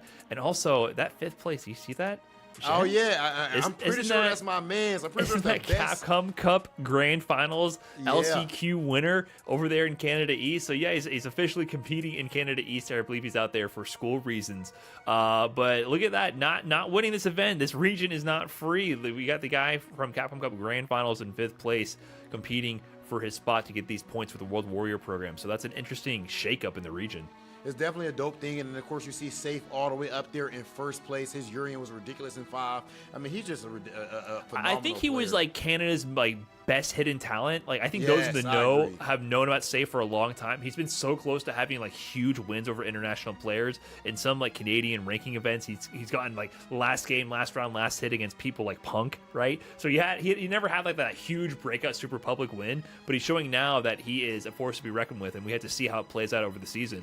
I remember he beat Punk like on winner side of the tournament. Punk beat him in loser, but I think he did like dash up classic. EX headbutt or Classic. something like that. Like that Right. was absolutely ridiculous. But yeah, make sure you guys are checking out the World Warrior program overall, man. CapcomProTour.com so you can check out the schedule and find the World Warrior program nearest you. It's free to enter. It's a good time, and you need to make sure that you're pulling up. Hey everybody, and welcome back to the Capcom Pro Tour Asia East Top 8. We have finished our winner side and determined our winners finals, and we're going down to the losers, and it is going to be a bloodbath. The Sharks are hungry, and they are ready to eat tonight. Fringe, the first 2 matches were amazing to watch, and I think it's just going to get even better on the loser side. Absolutely. The loser side is where there's no more safety nets, right? Everybody's back is against the wall. No more second chances to be had. We have some Titans already awaiting in losers bracket as well. But before we get to them, we do have Armper and Korean Wrestling Man in the building. This is going to be a great one for sure. And you can see the Titans that we're alluding to, of course, Oil King and NL, 2 of the best in the region, are going to have to duke it out in losers round 1 of top 8. Oil King we saw yesterday rocket the Ken, right? We were anticipating the Rashid, but nah, the Ken was the business character, got him into the position he's in now. Of course, NL did drop down after losing to Uma with the Luke, stayed on it to make it into this position, so that's going to be one to watch out for. But as I mentioned, Korean Wrestling Man and Armper, the next one on the docket. Yeah, potentially a jury mirror if Korean Wrestling Man is able to win this one. But if Armper is able to do it, then Uma has a potentially another Luke in their path. So one match that we're going to be looking forward to, but one of these players is going to be going out, and one of these players is going to get the honor to fight Uma. And Korean Wrestling Man has honored us with some words before this match begins. In order to adapt to SF6, I abandoned my previous style and tried a new style, and I think I got a good result. Wow, it's interesting because we kind of talked about that yesterday, right, where he is more known of a big body grappler type guy in the various fighting games that he plays, but picking up the jury right, a quicker character, more mobile, kind of more grounded, but still all about that aggression, staying in your face. So I can see like what he wants out of fighting games still there with the character, right? But yeah, definitely a new strat, a new style of Korean Wrestling Man than we're used to seeing. Yeah, I like that. Seeing the faster character in his hands is a treat, because having that storied history with grapplers, you have a different mindset. It's like grappler players just gravitate towards that archetype, and seeing him excel on the jury too, it's like riding a bike but in a different way. He's just changed from the mountain bike to the high speed, the fixie. All right, the fixie, a classic right there for sure. And Armper on the other side, right? We do have the Luke highlighted for him on the character, but we did see him play Ken to get into this position, so I wanted to highlight that as well. That is who he's going to be playing here. See how Korean Wrestling Man deals with one of the top dogs of the game. That is Mr. Masters starting off our top 8 loser side for Asia East, and that stand light kick is one of the best tools you can really represent against jury. And the shimmies start early and plentiful. Let's see how Armper can keep him locked down, and no more dice. I'm not taking 2 throws in a row. And Armper waking up with the Dragon Lash, not even the heavy version. Very strange right there. Maybe trying to catch Korean Wrestling Man stalking? Yeah. I think that's what you would look for, especially after the knockdown. It's such a typical situation you're going to see for Jury, so I like the initiative from Emperor. But again, if it gets blocked, you're getting smoked. Yeah, definitely. And I mean, Korean Wrestling Man did punish counter it, right? He recognized that it was not the heavy version of the Dragon Lash. We moved on since then, and Emperor with a quick reaction on the fireball, and then baits out the parry, burns her out in the process. Yeah, it was only a matter of time at that point. Yeah, got the walk under, but no crosscut to be found. That was... I can't believe the empty jump bait on the parry, like on the first jump in. Yeah, that is some study in being represented, especially with how good like the jumps are, and the angle was pretty ambiguous too. So love that on the side of Emperor. And Korean Wrestling Man got caught trying to take his turn on the drive rush cancel. Gonna empty out the level 3. So much drive meter here to make it hurt up against Korean Wrestling Man. Yeah, does Korean Wrestling Man look for that escape? You can always like ODDP there, but knowing Korean Wrestling Man didn't want to bite. Can you parry in time? The block comes out, and this is lights out. Yeah, no, a guaranteed drive impact, doesn't even need it. Goes for the run overhead, meatiest of meaties, and that was a quick first one, right back into it. Really great stuff from Emperor right there. Not getting greedy about closing out that round either. Just waiting out Korean Wrestling Man's reversal super. Everything was textbook. Oh, the walk forward stand medium punch off the minus frames on the stock. Very interesting option to represent. Yeah, you got to get close and personal with that one, too. And again, the shimmy. Do we try to reversal this time? No, being a little bit more respectful. And that stand fierce is so dang far. That is a kill. And it's going to be only one bar to get it done. Knew that the DP wasn't going to be enough. Emperor, did you eat your Wheaties this morning? This is looking good. The knowledge of Emperor's spacing right there, right? To realize that pressure sequence was going to push him out of crouch medium kick range. Yep. That was so good. Yeah, and that's what you need on Ken. Oh, and, need to reevaluate the wake up DP in the corner. The damage on the drive rush starter Renkokins. That was ridiculous. Yeah, hopefully he's able to get it without spending any meter. The crouch medium punch to escape. It does jail into the Jinrai and in burnout. It's time. You're just going to keep getting it. Nice awareness from Korean Wrestling Man. That Light Dragon Lash is 0 on block and burnout, so you can mash on it still. Yeah, can go for the perfect parry to bait it out, but you got to be big brain to do it. About to be out of burnout. Goes for the jump. You're not allowed to take any hits. Trying to bust out. Back throw. One more situation will do it. No! Oh, the storage input death. Yeah, that happens to the best of us. That had to be an attempt for a Jinrai and got the Tatsu. That is held onto, and that is a typical answer you will see almost every time when the fireball comes out from Jury. And that is such a good reaction. As soon as you see those legs leave the ground, I'm spending that level 3. Good stuff from Korean Wrestling Man. Still got a lot around it. At least build a level 1 back. It's feeling good. Look at that drive gauge. Yeah, did a whole chunk of drive damage there at the end of that. Emperor's already built it back up with the Jinrai strings and then the triple lights, recognizing during the freeze frame that Korean Wrestling Man was also drive rushing, got his button out nice and early. Now it's tough for the Jury. Yeah, I can't go for the crouch medium kick there, and it's that same point we talked about earlier. The slower buttons are going to constantly get stuffed by the jabs. And Korean Wrestling Man is getting stuffed every step of the way. And the low as well as sweep. Catches are walking forward. Emperor up 2-0. Just like that. That crouching medium punch is so dang fast. And I love how well Emperor uses it. 6 frames, and he's 0 on block. He's like, come on, come and get me. I know you want to hit this. I know you want to hit this button. Yeah, very strong tool. Oh, man, Korean Wrestling Man. He's really identified the fact that he wants to parry these jump-ins. Yeah, I got to see more anti-airs represented. About to be in burnout again, and in the corner, this is Dire Straits. Even the jump jab right there. Just keep him locked down. Really late DP. No stops for you. Yeah, guaranteed on the drive impact. You had to throw him after the normal. Korean Wrestling Man not looking for it. Yeah, Emperor is making this look easy. Has all the answers in the Jury matchup so far, and I think spacing has been the key to success. Finally, starting off strong here. Gets the crouch medium kick. But again, back throw, it's my corner, and I need it now. No check this time.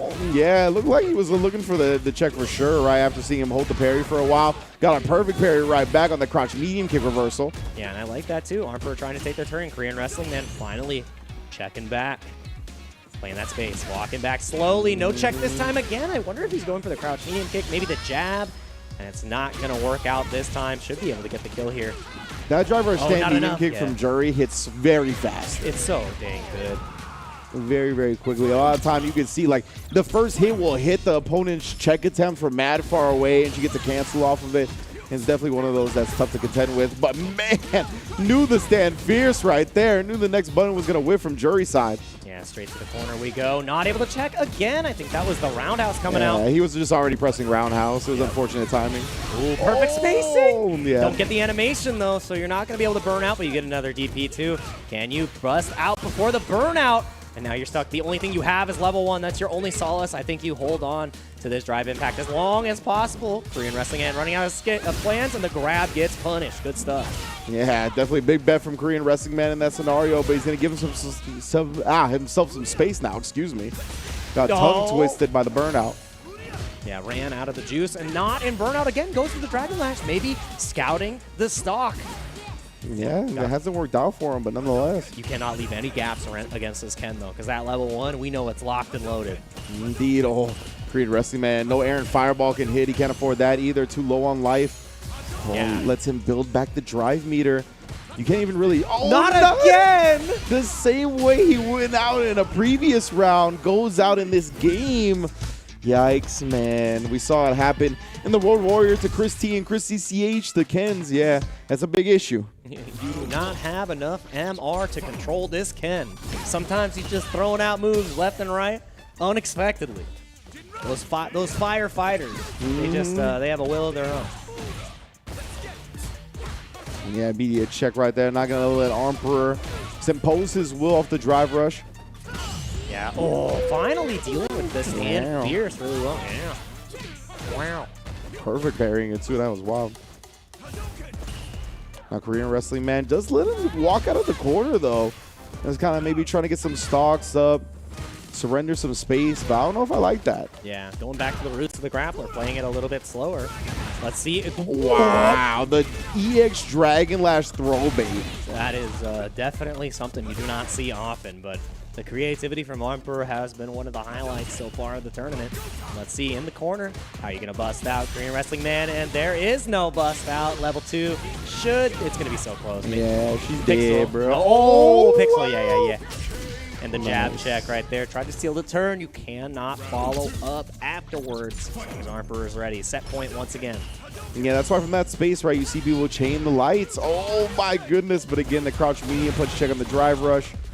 Just whiff punish. Korean Wrestling Man's early button.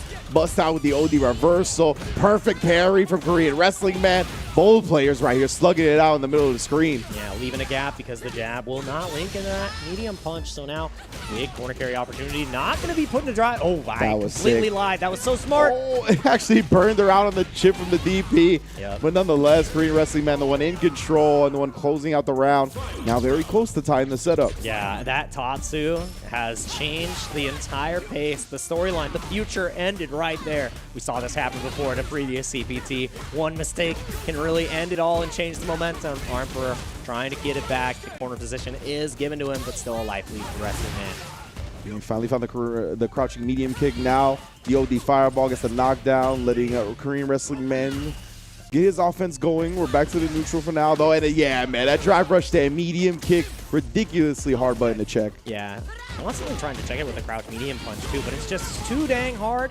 That's a great answer to the green stuff. Heavy commitment. You go lower on bar, but again, gotta represent it. Critical art is available though, so the right punish, Emperor gets a kill here and ends the set. Feng Shui is represented. Let's see how it goes. What a shimmy, but the drop once again. Drop right back. Does not matter. Throw gets us to a game 5. We got ourselves a set. This is sloppy, and we are scrapping. Yeah, right there. Emperor hit him with the homie stock real quick. He was like, "You drop your combo, I drop my combo. It's all good. Let's go back to the neutral." But man, this is so scary for Emperor. It's got to be frustrating to be in this position where it all started with a dropped input, right? Or a stored input that went wrong. Yeah. So he's got to compose himself now, kind of get the short-term memory going, and just focus on this last match. Yeah, that last game didn't happen. We don't remember errant Tatsu. We remember the round we're playing right now. So let's see, Korean Wrestling Man, that was a big, he had the charge, so he could have been safe, but still, great commitment in neutral. Let's see, to the corner we go, and the check again, Emperor got caught, pressing. Off the run setup too, that's a really plus for Ken. Didn't matter, and then not close enough for the third light. He needed a stand jab instead of crouch jab. No anti-air again, and the throw with Emperor heads to the sky and heads to the third set point we're seeing for him. It felt like Armbur let frustration take the wheel, and it worked out. Like, Korean Wrestling Man was just not used to him playing like so aggressively and kind of recklessly. Good. I'll take your game plan and present you with it as well. And I feel like that's how you can really excel in this matchup too, is you just put the pedal to the metal, never let the other one get started. And that is not how you want to get started in this set point round. Maybe burnout? Yeah, I think you're going to burn out here. If not a pixel, so a fireball will get you. There it is, and now Armper one sequence away. Does Korean Wrestling Man have the level 1 to escape? We saw it earlier. Do you have the read again? He's going for the baits. And there it is, the reaction. Korean Wrestling Man not getting hit. Armper still has a lot of burnout to deal with. Wow, and woke up, and then off the trade just goes into the perfect parry. Heavily scaled combo here and no super to finish it off. You still got the wall, though. Korean Wrestling Man confident in his buttons, though. And the drive page is completely back. One mix-up to decide it all, and the parry was the read. Final game, final round in this losers match. You got one round to decide it all, and we know how wild this game can get. Let's see how it goes. The walk under is how it starts. Korean Wrestling Man gets the initiative. What's wild, too? Oh, the OD Tatsu making the ODDP whiff. Super good with the backdash to avoid the throw and a back throw incident. Could be parries the OD Tatsu this time, and then perfect parries the string, but too far. Man, this is going so back and forth. We're seeing every option displayed back to back. The sweep feels it, and it's close enough this time off the perfect parry. Korean Wrestling Man firing on all cylinders. Oh, Emperor trying to parry after the first plus frame. Didn't get the perfect parry that he was looking for. But the drop. This is the normal. Yeah, the drive rush takes her too far, actually. No, the bait this time. No, he got it. The throw comes out. It's not enough to kill. But this looks so good. Korean Wrestling Man getting that full screen established. This is scary, right? Ken still has CA on deck. He still has the access to a double drive rush combo. Bets on the level 3. Doesn't react to it. Korean Wrestling Man brings it back. That was a $1 million level 3. $1 million overhead confirm. A wish punish. And you're going to have to wish for your World Warrior runs to go in your favor. Korean Wrestling Man from the brink of defeat. And that Tatsu is the Tatsu heard around the world, because Armper is going to be feeling that one. That definitely was the deciding factor of the set. Looked in control, looked like Korean Wrestling Man was lost. Yeah, definitely did to start the set right. Armper got up to an early 2-0 lead. Korean Wrestling Man was starting to bring it close, getting his groove going in game 3. It looked like Armper was still in control, but that stored input on the Tatsu really gave Korean Wrestling Man a big free punish to bring himself back into the game. And after getting that momentum, he never surrendered it again. Yeah, and you cannot do that. Grapplers will smell blood in the water at any point in Korean Wrestling Man. He's tapped into the new play style. He tried to play it a little bit slower and then cranked it up to 11. The perfect parries just did not stop. You're going to remember that for the rest of the year. I know for a fact. Man, and to force the final round, too, I think it was the Korean Wrestling Man empty jump throw on Armper. When Armper had been doing that to Korean Wrestling Man at the beginning of the set, what a tale of the tape for both of these players right here. Incredible stuff from Korean Wrestling Man to bring it back up against somebody like Armper, too. He is no joke whatsoever. Had the level 1 right there. Not going to get bullied with the drive impact even while in burnout. That was such a clutch way to get out of the corner, right? He was very confident. He did the jab into immediate crouch medium kick. That was a crouch medium kick off of minus frames. He just wasn't scared, and Armper got caught walking forward. Yeah, and I mean, that's how the cookie crumbles sometimes. You can't be right 100% of the time, and resetting the mental after those types of mistakes, it's so dang hard, and Korean Wrestling Man knew that it was his time to act. So love the adaptation. Korean Wrestling Man is going to be fighting Uma a little later for the jury mirror. Indeed, indeed. I would have really liked Armper to just show a little bit more patience towards the end, because he was so loaded on resources, right? Yep. Double drive rush into CEA. That jury is dead. I don't care if she has 50%. She was gone. But yeah, man, he bet on the level 3 overhead into the CA. It would have deleted her life, but it was just one of those. I've seen Ryan Hart reaction training the overhead into level 3, right? So maybe the lab needs to be hit a little bit more longer. Yeah. But Oil King and NL, our star-studded losers round 1 match is up next, and we have quotes from both sides. These are titans from the scene, right? I think 2 of the favorites to go as far as possible. A lot of people would have had this as their grand finals for Asia East, but right now one of them is already going home at the first round of top 8. Yeah, and I'd love to hear from Oil King first on this, and then NL afterwards, because yeah, they both got a lot to say. And top 8 from loser side is hard, and my first match will be with my bro NL. That is an ellipses fighting. and another ellipses. He doesn't feel good about this one. And NL, let's see how he feels. It's an honor to make it to top 8. I'm sad that my first opponent is my best friend, Oil King, but I can't back down. I'll get through it.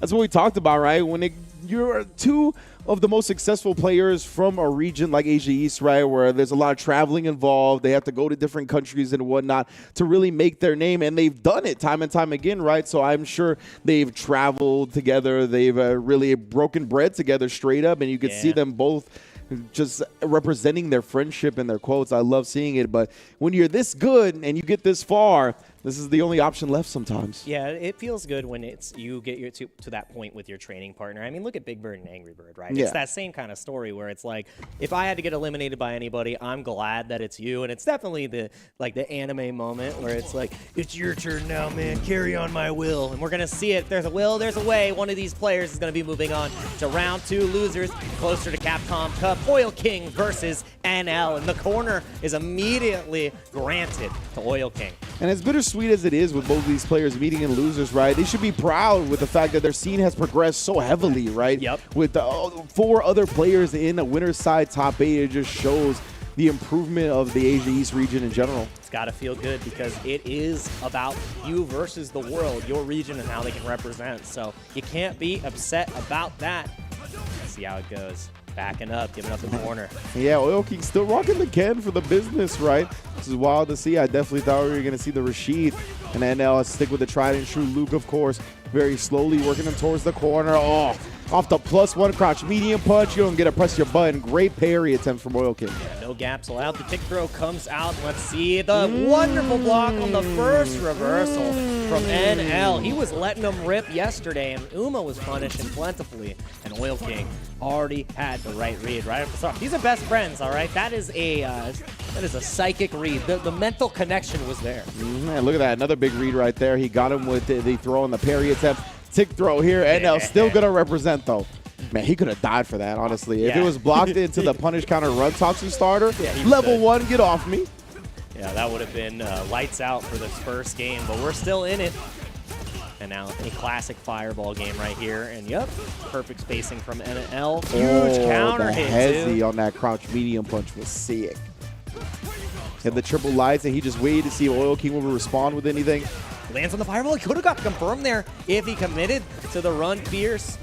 Oh, he actually got the punish, but not ready to respond with it. Now NL's in burnout. This is very scary. You got to fight for your space. Yeah, but now burnout right back at you. So no drive impact ready, and you see the buffer right there. Do not press any buttons. The check is enough. The knuckle sandwich gets the job done. And now it's final round of the first game. I feel like this one is going to go further than the distance. We're going to get the maximum amount of rounds. Definitely could be the case, right? With both of these players consider each other best friends as well. You know, they know their tendencies, their habits, their play styles. Very familiar. Oh, and the check on the drive rush. A little bit too close there from Oil King. Not slouching at all. One throw. Can we get another? No bust out. Jump back. I like that. Oh, just waited, watched him with the throw in his face, and now big punish right now. Level 3 going to put Oil King on life support. Build that drive meter back as well to try to close out this last bit of health. Yeah, the only thing Oil King has is that drive gauge and the CA and the throw bait again. A perfect from NL. Every defensive read from Oil King was answered excellently, and NL is looking good so far. The drive rush jab, man, is just such a deadly thing to block. Set up throws perfectly. Even when you try to press a button back, it'll still throw your button. You can obviously walk back and get a huge throw bait like you just saw. So many great options with your offense. Yeah, too much to handle enables the strike throw mindset, the mantra of Street Fighter 6. Back to the corner you go, NL.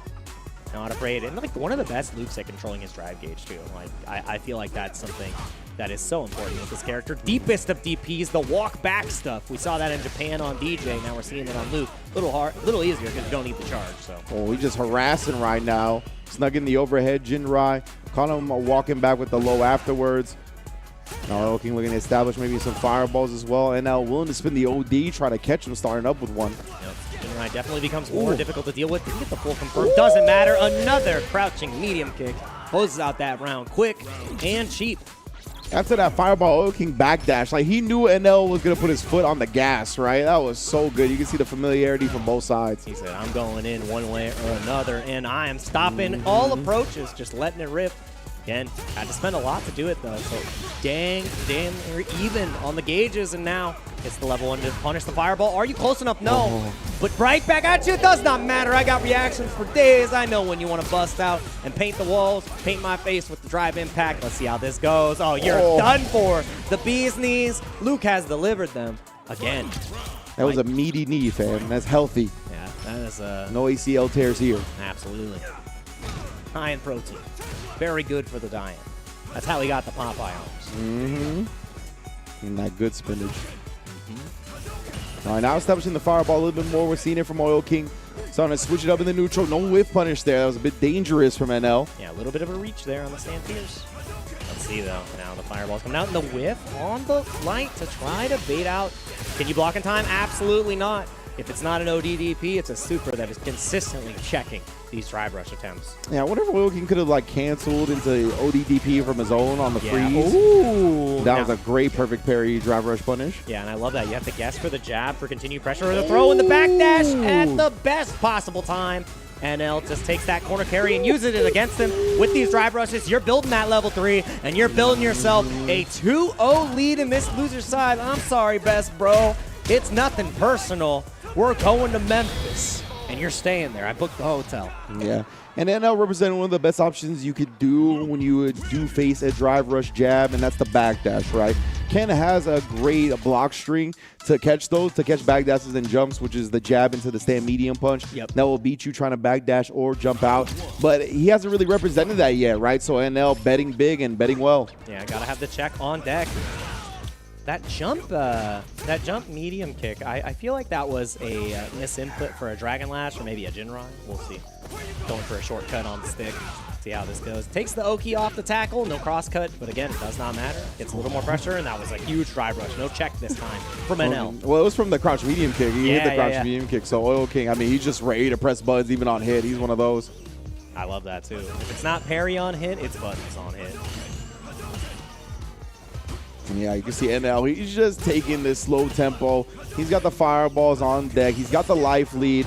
You can see, this is a slight walk back, making him with the throw. The little micromanagement of his spacing has been so on point, and then just the light pressure bulldogging him down to put himself on set point. Yeah, I just feel like Ken is just continuing to run forward and gets checked on the chin almost every single time. Nothing has been a clean hit, clean conversion, and that's a clean start, 20% right off the top. Big catch, and I was trying to do something on Wake Up. Yeah. Oh, that's Hezzy too on the crouch medium punch. Not biting from Oil King. Good discipline. Wow, the perfect parry. Not in time to actually get a punish, but nonetheless, and that was looking mean. Yeah, maybe jab would have been fast enough. Gotta watch the tape back again. Not afraid to dash forward. Really mixing it up with the drive rushes and the regular dashes. You see after the drive rush, yeah, this time Oil King jump back, but no. Drive rush in, get perfect parried, and I was going to be able to corner carry with the subsequent combo.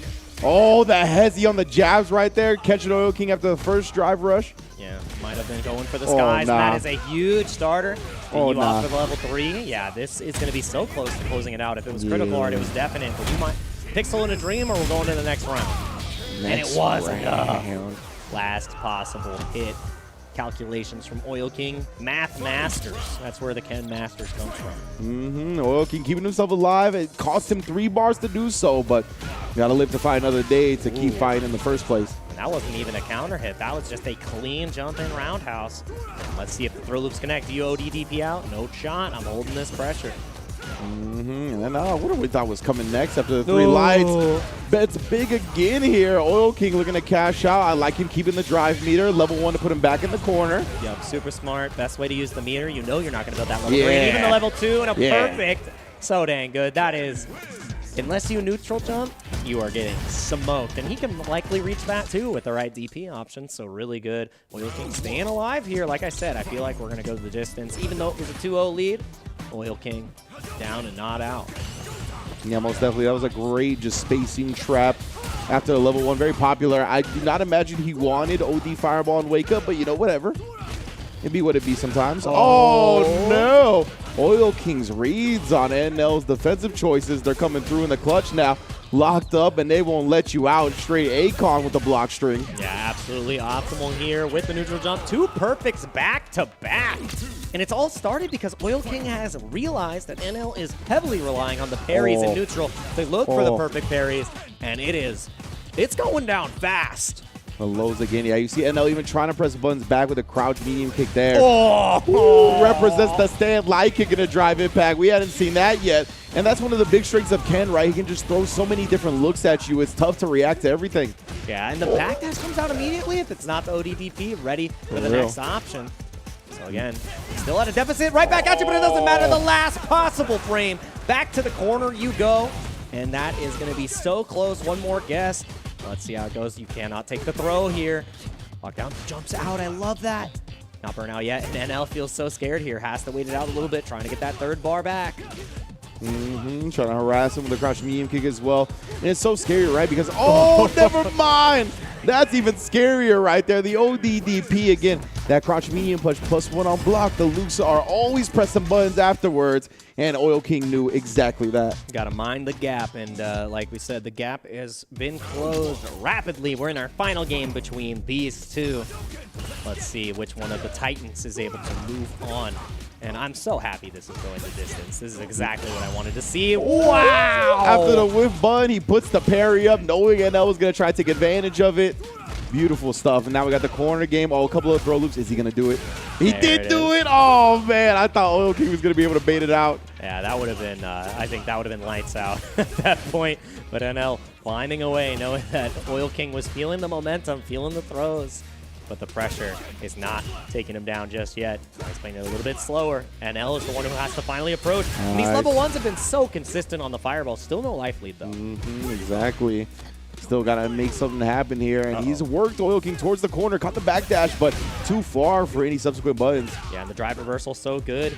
Gets the hit on the jump back. No perfect knuckle. Dang, that is the worst timing. Oh, wow. Oh, he ended up burning himself out with that as well. And he doesn't have a level 1, which means if he starts the Dragon Lash pressure, you're not going to have an answer out. You got to be so careful. And it's starting. The counter hits are flowing in. Level 1 is there, so you have to be a little more careful. He's got drive impact back as well. Throws it, and that's the option you need to represent. A lot of the time when you go from normal into drive impact, they are close enough to get thrown. Great awareness from NL there. So dang good. And NL clutching it out at the last moment of that round. Had the level 1. And that's why Oil King still full. Sent it in the level 1 again on the fireball. Every single time. And as Luke, right, you just want to sit on this lead. Getting that little bit of life lead, it means so much in this matchup. But just as I say that, that life lead going to be evened up real quick. Wake up with it. And Oil King knew, NL knew that Oil King wanted to keep that going, had to get a little bit more life on the table for NL to push the initiative, and now he's the one on the back burner. He has to take the risk. Drive rush, Dragon Lash. What's it going to be? Fireball, who knows? We've seen everyone get answered, and the jabs are getting checked now, too. Oh, that was a beautiful whip punish, like walk back and just takes the throw reset. It's like that, Oil King? Yeah, knows that he doesn't have critical art here, so it's not going to be enough to kill. Continues to lock down, and in burnout, that should be it. Beast mode, baby. Doesn't even need the super, the level 1 to come out just to remind him it doesn't need to be fireballs. It can be anywhere where the Sand Blast are sending you right out here. I'm the pro tag. I'm moving on. One of the Titans has fallen, and I've shown that my best friend sadly has to bow out. NL. So dang good the entire time, and that was almost a reverse sweep too. Exactly, the composure from NL to close out that final game after Oil King. It looked like the snowball was just rolling downhill, about to crush him. Maintained the championship composure, right, like we talked about before. 2018 Combo Breaker champion for Street Fighter V is NL. He's got multiple top 8s. I think he was a Street Fighter League champion one year as well. Yep. So this dude's got accolades on accolades, and you can see exactly why. Second at Red Bull Kumite, the one of the Problem X one in Vegas, right? Yep. He's got so many great awards to his name, so no surprise he's the one advancing. But man, Oil King put up a hell of a fight. We know and love him for that exact reason, never going quietly into the night, and he put on a hell of a show. Yeah, and it started from set point in his favor, which was almost a complete clean 3-0. He even got 2 perfects in a row, especially at that deficit. Like, you cannot, that is impressive. Oh, That is yeah. beyond impressive, and just started finding out all the wake-ups NL was trying to present. Every single defensive option, it just seemed like it was working out, and at the end of the day, it came down to that last game, not the last round, and NL really made it happen. Yeah, man, it was great stuff. This is a little bit the Oil King comeback, right? We saw the throw loops, perfect bait on the ODDP as well. And that was one of the things that kind of slipped through the cracks in Game 5 was Oil King just couldn't get that last read on the ODDP, right? Yep. He had gotten the corner pressure going, NL woke up with it. And when he successfully was able to take his turn then, he really never gave it back. And that saved the set. Just knowing that he was going to be scheming on the drive impact. And that's the thing. That's what I love about Burnout in this game. And I used to talk about it when the game was fresh and brand new, but I've kind of shied away from that subject. But now it's so cool that even though you're in Burnout, it makes the opponent a little bit more predictable, right? Yeah. You know they're going to be thirsty for certain strings that can chip you down or abuse the plus frames, and they're going to be thirsty for drive impact when your back's to the corner. And when you have the level 1, when you're aware that you can throw these block strings, I mean, it's not as easy as just abusing those options from your opponent being in Burnout. Yeah, and it felt like in that situation, NL always either had the level 1 on deck, and in the position where he did have the level 1, he knew the opportunities where he could throw. And having that in your mind at all times, I think, is paramount in your success. So really good stuff from NL. And if you're the one applying offense, right, you can't listen to that little devil on your shoulder. I know they're telling you to drive impact, but sometimes you just got to holster it, my man. But unfortunately for Oil King, he's going to be bowing out, and he is going to be designated to the World Warrior events because, of course, the premieres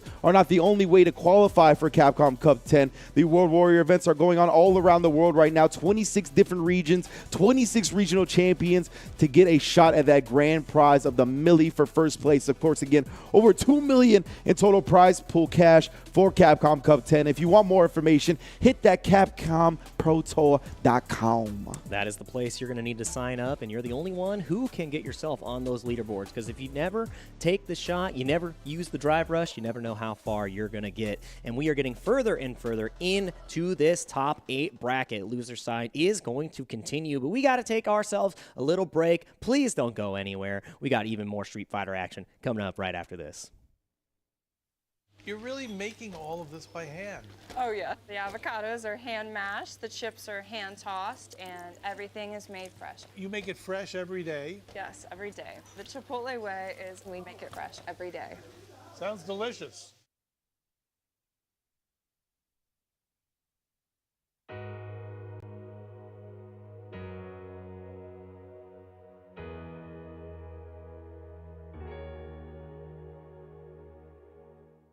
Objection!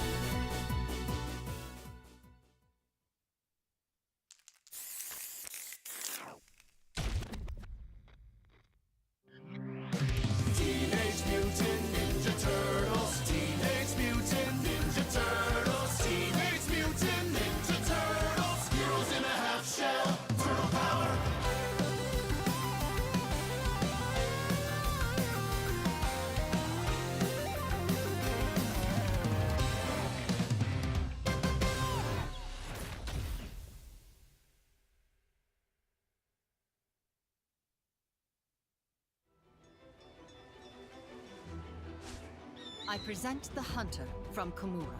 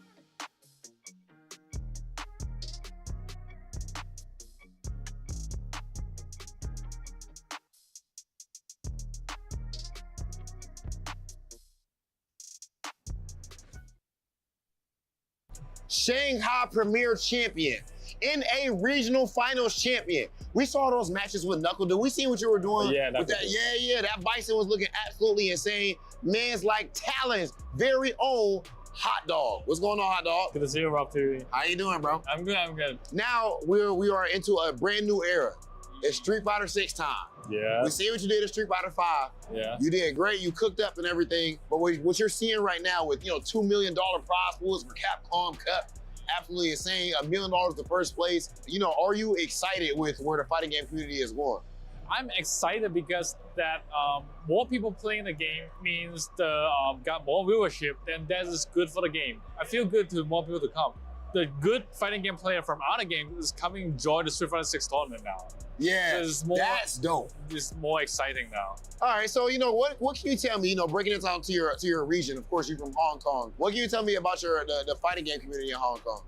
The fighting game community in Hong Kong, to be honest, there's not too many people for Street Fighter. But since Street Fighter 6 released it, we got more and more people joining the community. But the age range is pretty fun. Like the youngest master player is a very good player. Is only 15 years old. Wow. And I actually lost to him a week ago in an online tournament. Oh, so he's nice. He's 15. He's actually good. Actually, he's good. So what's his name? It's called Mickey. Okay. Yeah. Last thing I want to ask you about is if you are to win Capcom Cup this year, what would you do with $1 million? From my heart, I would say I would use that money for like marriage or like buying a flat or something. Yeah. Okay. For the future. Yeah, for the family though. Yeah, that's dope. Yeah. Okay. I mean, a little bit embarrassing, but yeah. Okay, that's not embarrassing, bro. That's not cool. That's not wrong with that. Okay, actually, last thing I want to ask you, Bob. I've already said last thing, but you always been somebody that's like very fashionable. Oh. You got the cool glasses. You always got some cool sneakers on and everything. So yeah, would you consider yourself somebody who's like heavily into fashion, sneakers, or that sort of thing?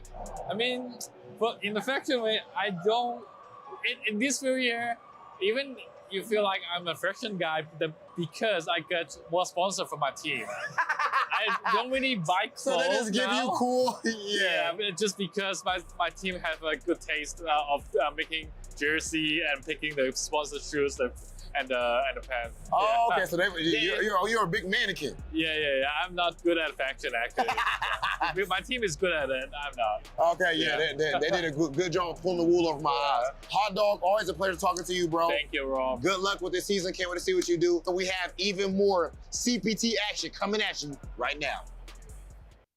That's right, past Rob TV. We do have more Capcom Fighter Street Fighter 6 action coming at you right now. Of course, top 8 has already gone down. Not entirely, right? But the whole first round is in the books. We have crowned a winners finals. We've seen some players already fall. Some beloved players are already out of the tournament. But we're going to take a quick look at that bracket when we get a chance. Of course, Ringe and Jake Ryan holding down the 1s and 2s for y'all. And it's been great so far. Yeah, it has been a pleasure to watch these matches. And we've seen great looks by almost every single player here. I know that we see a 3-0 on the winner side from Chris Wong over Uma, but Uma did an amazing job. They were fighting back, but it just felt like Chris had the checks on every single side. There were some round wins from Uma, and it was so close, but Chris Wong able to clutch it out. And then obviously Lashar over Hot Dog. Hot Dog was 2 decisions away, 2 interactions away from winning that set in the opposite favor. And I don't know, Rob is the ghost of Street Fighter's past, present, and future. Maybe he could have spoke to Hot Dog and told him what to do, but we're going to go down to the loser's side here because winners is going to be a little bit later. Uma versus Korean Wrestling Man. It is going to be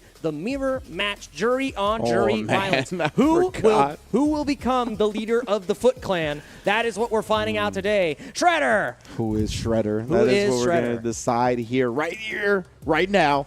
So I want to see. Uma's been holding it down for a while, man. As I talked about yesterday, right? ICFC Asia champion for the summer season. It took more of those tournaments during the entirety of the season. Then he lost, and it, in general, closed out the finals as well. But Korean Wrestling Man, right, he talked about adopting a new style, and I think that's such a powerful mindset to have in fighting games, right?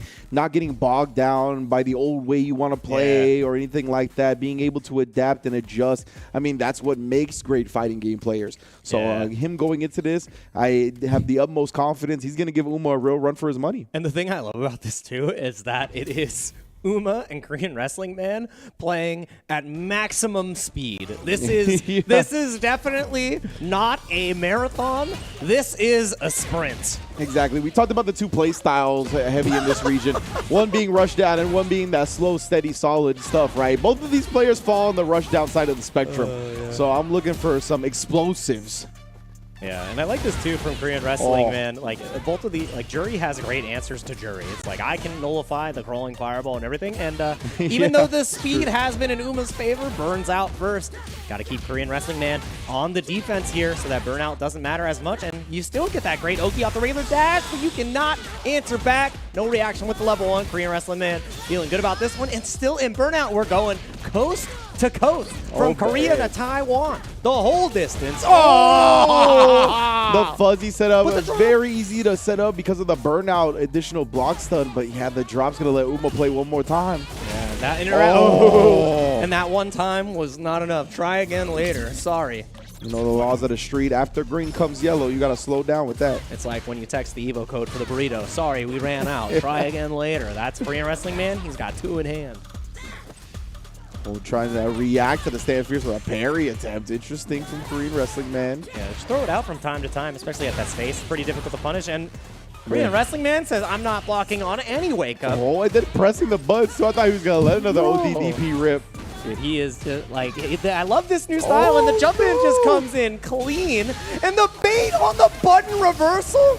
You gotta be kidding me. He put him in a situation where Uma's like, it's my turn to press, right? And he said, no, it's our turn to press. That was very fast. That's what I expected. There is only forward in this matchup. All right, then.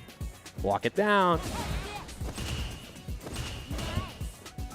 Now back to the neutral. Yeah, Uma, you can tell the hesitation is there now. With the way that first game went down, he realizes he can't just go full face roll offense. He's like, I got checked by Luke earlier. Jury's doing the same thing to me right now. And no Oki situations have been working out.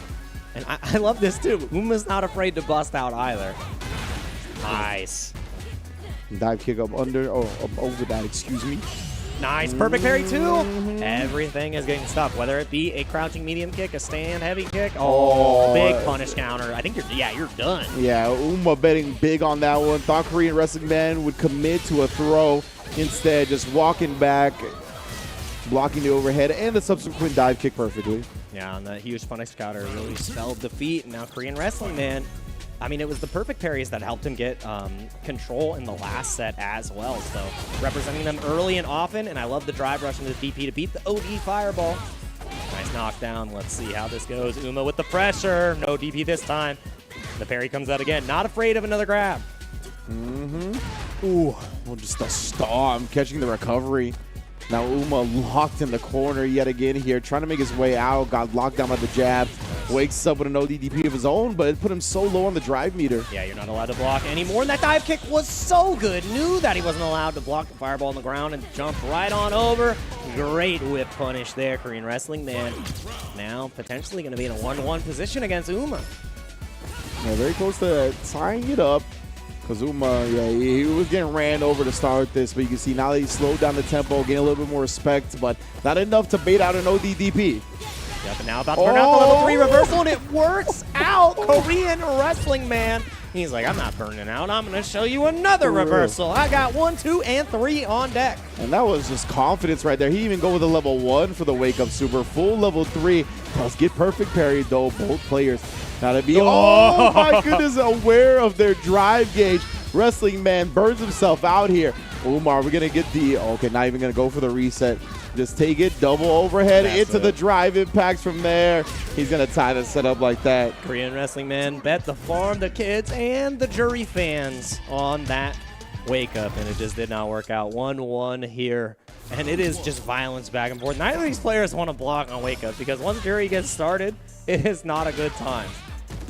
That's what's so cool. About that strat in this game, though, right, is that if you go to that well one too many times, even if it hits, you end up in burnout. Yeah. And that is a huge hindrance a lot of the time. Especially after the Feng Shui engine, too. It just makes every single setup Jury wants to do that much more threatening, and Uma has been presenting that the most so far. And And now at a life deficit and a drive meter deficit, Korean Wrestling Man running out of options in this round, and that is going to be almost a burnout. No blocking allowed. And the reaction to boot. Get out of here. Uma has definitely figured out that Korean Wrestling Man wants to burn himself out rather than get burnt out via a block string or something like that, right? So he's prepared every time, and now a lot of these parries are getting thrown as well. Yeah, play by my own rules again, going for the jump stomp, knowing that the anti-airs haven't been presented. The empty jump, and again, 2 for your troubles, and oh no, misses the overhead this time. Yeah, he ended up getting hit by the second one. I think that messed up his string a little bit. Yeah, lost the rhythm. Now this level 3 is going to give a lot of that burnout gauge. Time to recover. Not going to be out of the woods just yet, but needed that sign of life to really stabilize. Well, DDP on the wake up from Uma. Now representing one of his own here. You can see backing up, trying to build this drive meter back. Korean Wrestling Man willing to spin the OD fireball to lock him down the corner. No punish on that. Tried to get the optimal punish too, just to get that extra scaling off the drive rush, and using the last bit of parry. Huge. Yeah. Because as you mentioned, his drive meter was very low, so big risk. And speaking of big risk, Uma OD fireball out now. Don't leave a gap, because remember, we've seen it happen before, and that does not connect a little too far. Just held the drive. Just in case, man. You never know. I like that.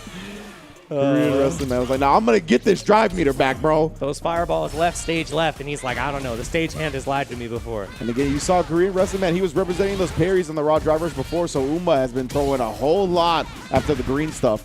Now the big jump in, catching the fireball recovery. The backdash gets clipped by the Renko kicks. Uma is rolling right now. Yeah, very good. And again, tried to go for the instant overhead. Does not connect here. Korean Wrestling Man not finding the drive rush either. And Uma is coming up, looking good. 2 bars available. Feng Shui might be coming out after this next block string, especially with the burnout. No bite. Did not reach, and that's done. Beautiful right there. The crouch medium kick, and yeah, the Feng Shui engine is plus on block anyway, right? So he just canceled it until it got a fortunate hit in the process, and that was up 2-1. Yeah, the crouch medium kick. And again, we saw Korean Wrestling Man try to challenge out with the crouch medium punch. Didn't reach in time. And then able to get the punish with that crouch medium kick. Korean Wrestling Man, 1 game away. Ooh, got caught reaching. Yeah, needs to clean it up. You want to even this up on the side of Korean Wrestling Man, or Uma's going to run away with it. Yeah, Uma was trying to walk back after stocking up. Got clipped low. Wake up with his own ODDP right here. No way, and the side Korean switch. Wrestling Man, bro. That was a big risk because now you're in the corner. Oh, unfortunately for him, makes it out, but only for a second. And you got to be so careful, because if Uma overextends here, the level 1 is going to be in your future. No anti. Wow, the run under anti-air punish counter so good. Baits the level 1, double shimmy. And now it's a one-touch game. Do you overcommit Uma plus frames? He gets chipped out. Oh, not again, anymore. the same story. The crouch medium kick, catching Korean Wrestling Man, standing up. Yeah, and this is his last chance. Can Korean Wrestling Man stabilize and get us to a game 5? Because Uma is finding all the answers. Not a huge punish. Didn't wait for the landing. A little too early. Unfortunate. Big break from Uma right there. Not going to pay for that one dearly. Oh, that was good. Perfect parry at the end right there, right? We had already assumed he got hit at that point. Another one. The empty jump didn't come out this time, and now the burnout. And it's going to be a ton of damage here, and the Oki situations are absolutely bonkers. What's it going to be? He's got the drive impact available as well, right? So already looming in the distance. Does bust out with it. Yeah, too much stuff to watch for. Still in the engine for a little bit longer, but we're out of gas. The driver just got clipped by the activity of the button. Again, any DP will send Uma straight to another round and just runs straight forward, punishes the fireball recovery. No anti-air this time. The boot comes out. Air to air is not enough. Not close enough with the charge to finish off. Wrestling Man has to find a way and gets it. The crouch medium kick just connects. We're going to another round. Oh, the logo low, bro. That crouch medium kick has got range beyond the arc. Oh, whiffs the first one, catches Korean Wrestling Man's whiff punish with the second one. Now we're going to set up shot Feng Shui engine. It just takes the throw right on the start. That's the first time we've seen it. Give me another one. Give it up for number 3. Not just yet. The instant overhead whiffs. Again, we've seen that happen 3 times now for Uma. It might not matter. Can you get the kill here? You need one more interaction, one more situation. The throw tech was paramount to success. And if the DP was perfectly timed, can you make this happen? Korean Wrestling Man, he's got to take big advantage. This is a big start. Crouch medium kick into his own Feng Shui. You're going to be able to corner drag here. Are we going to set up the reset? No, the block from Uma.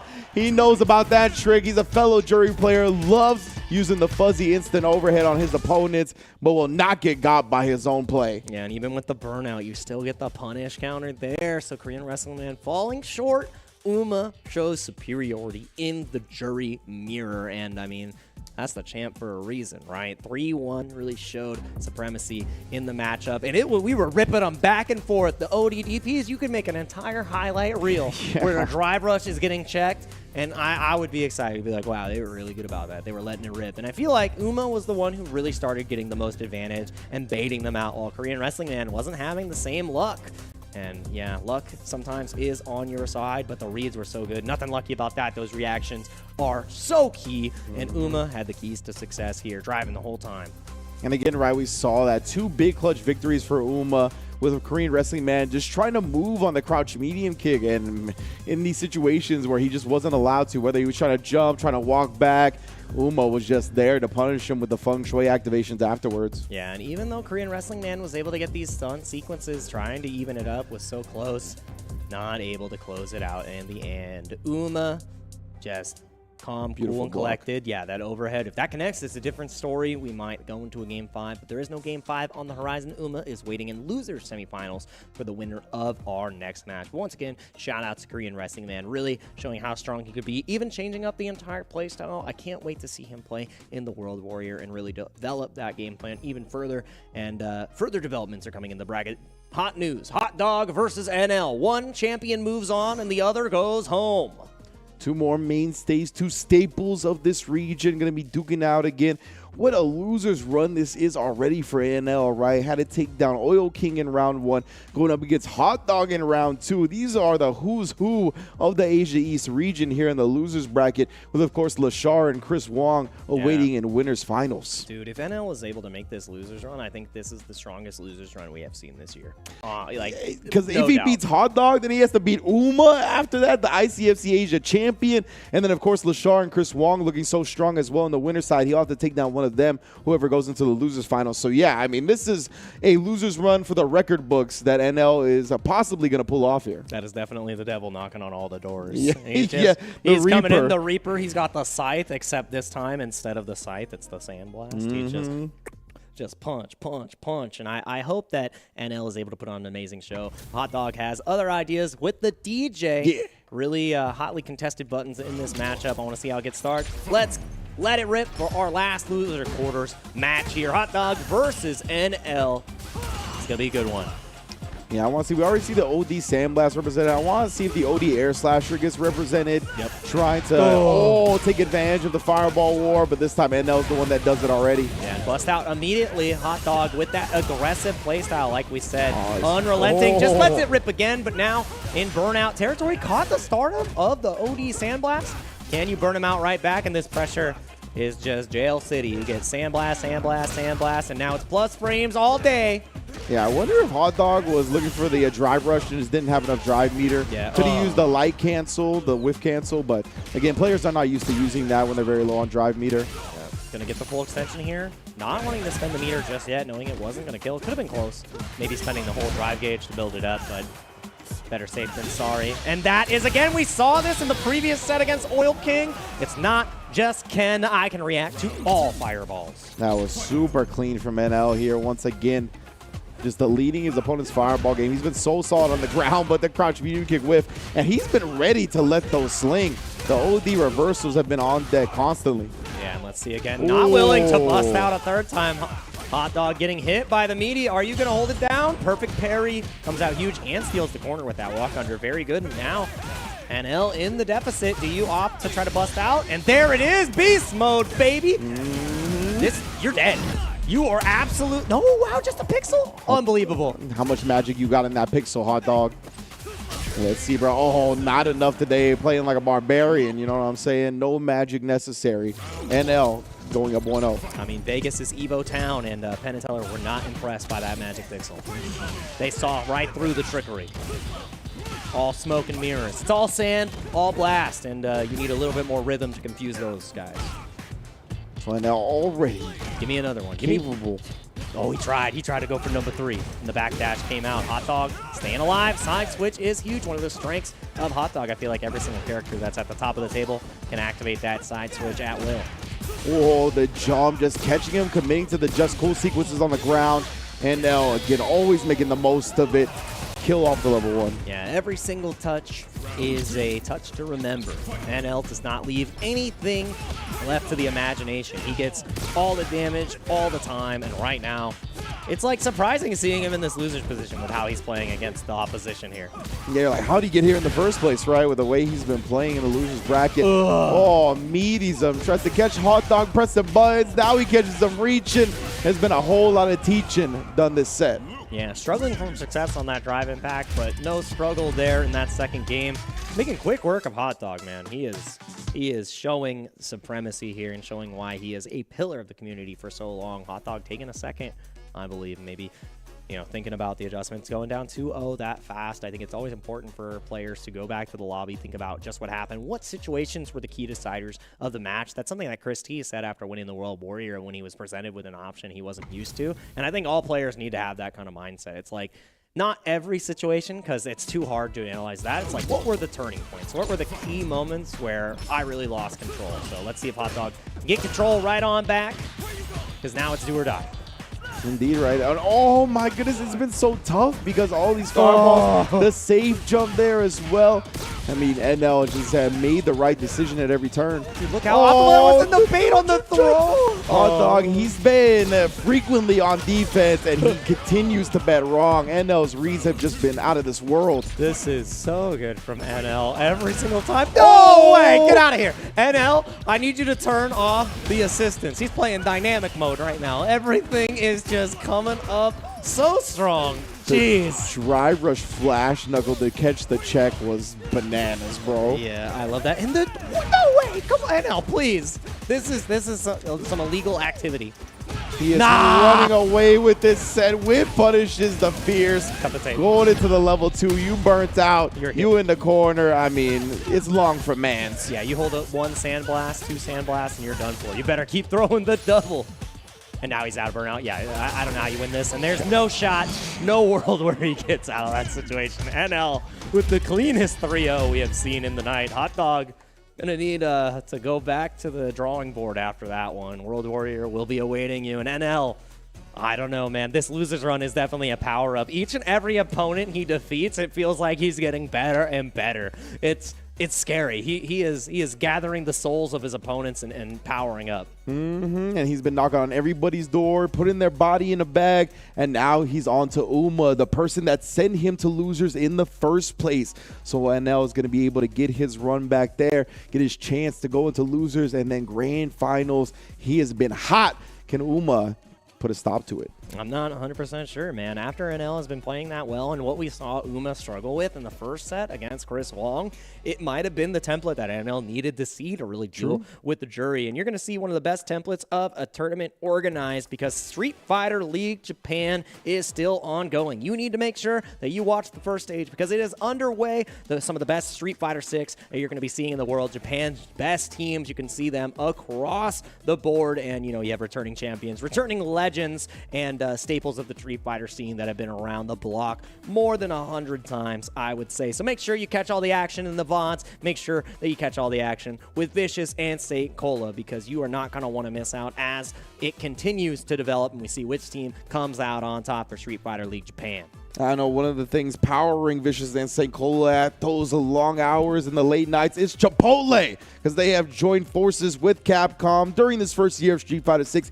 Download the app and join Chipotle Rewards. That is the fastest way to free Chipotle. And I heard the chants at EVO. I heard how much everybody in the FGC loves them some Chipotle. So download the app, get your free Chipotle going. There's no better way to do it.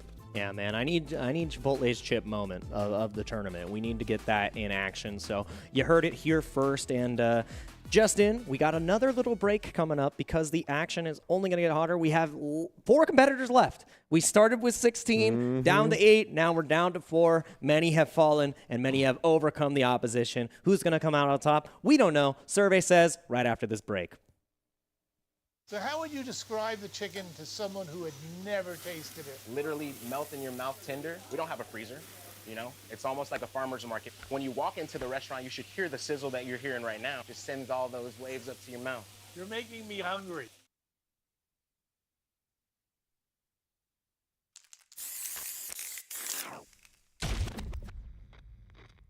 Time to work, time to work.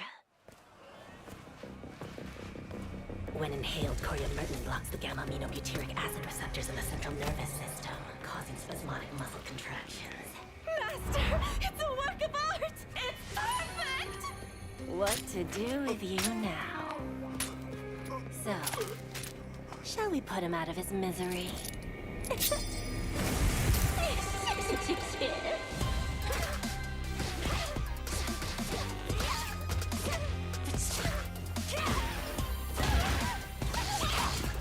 Time for some experimentation. I bet poison would work wonders on you.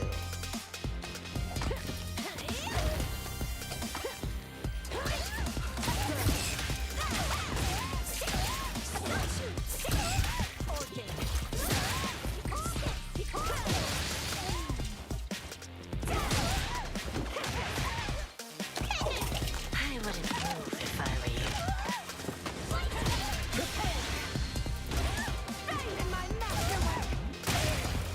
Poison's on the menu.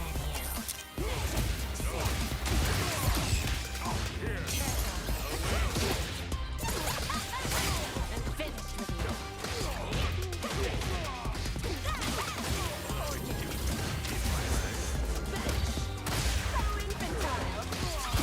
I have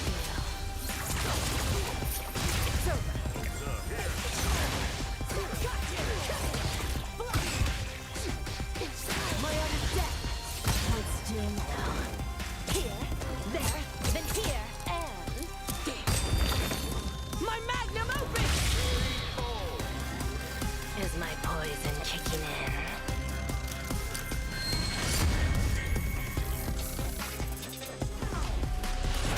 Street Fighter 6.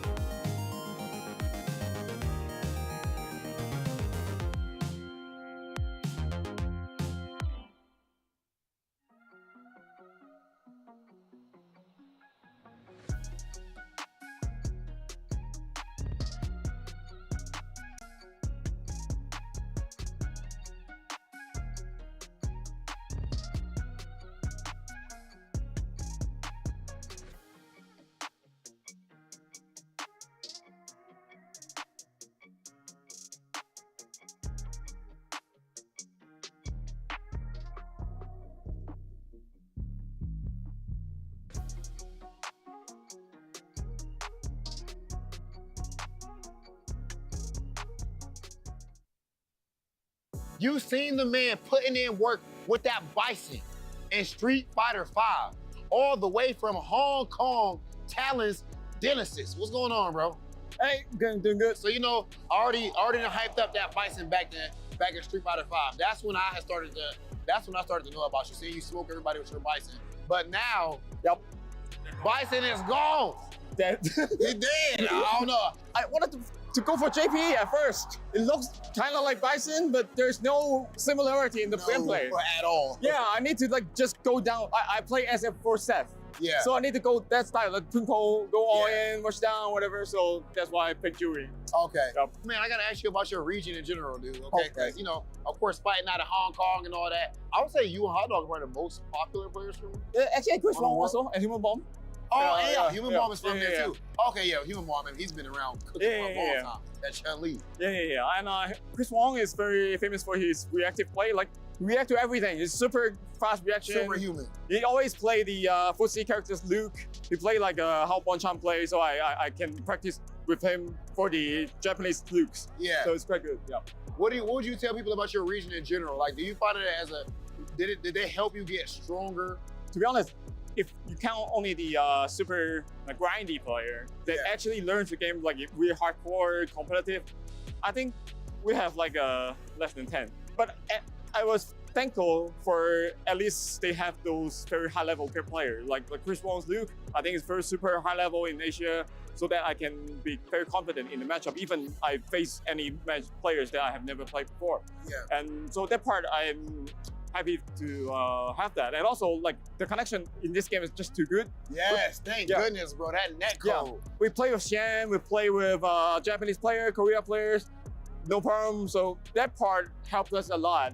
Actually, we don't have anything to complain when you see the birds. They only have 2 players, that's right? True. That's true. So yeah, if you compare to that, no complaints. Genesis, I'll tell you what you said about Hong Kong. That right there is exactly the essence of the FGC. And I think that you yourself is also a representation of what the FGC is all about. Man, all the way from Hong Kong, hustling, grinding, traveling the world to put in that work and try to become the best player in the world. Hong Kong FGC, the one and only Genesis.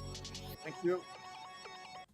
Hey everybody, and welcome back to the Capcom Pro Tour Asia East. We are closing even closer to finding our champion, and I couldn't have said it better than Genesis myself, because Chris Wong has been a standout performer in the tournament, and looking at the bracket, we can see how he got there. Let's talk about it. Indeed, right? We saw Chris Wong take down Uma to start our set today in the winter semifinals, of course. And yeah, it was that classic gameplay that you heard Genesis describe, right? Where he can react to everything.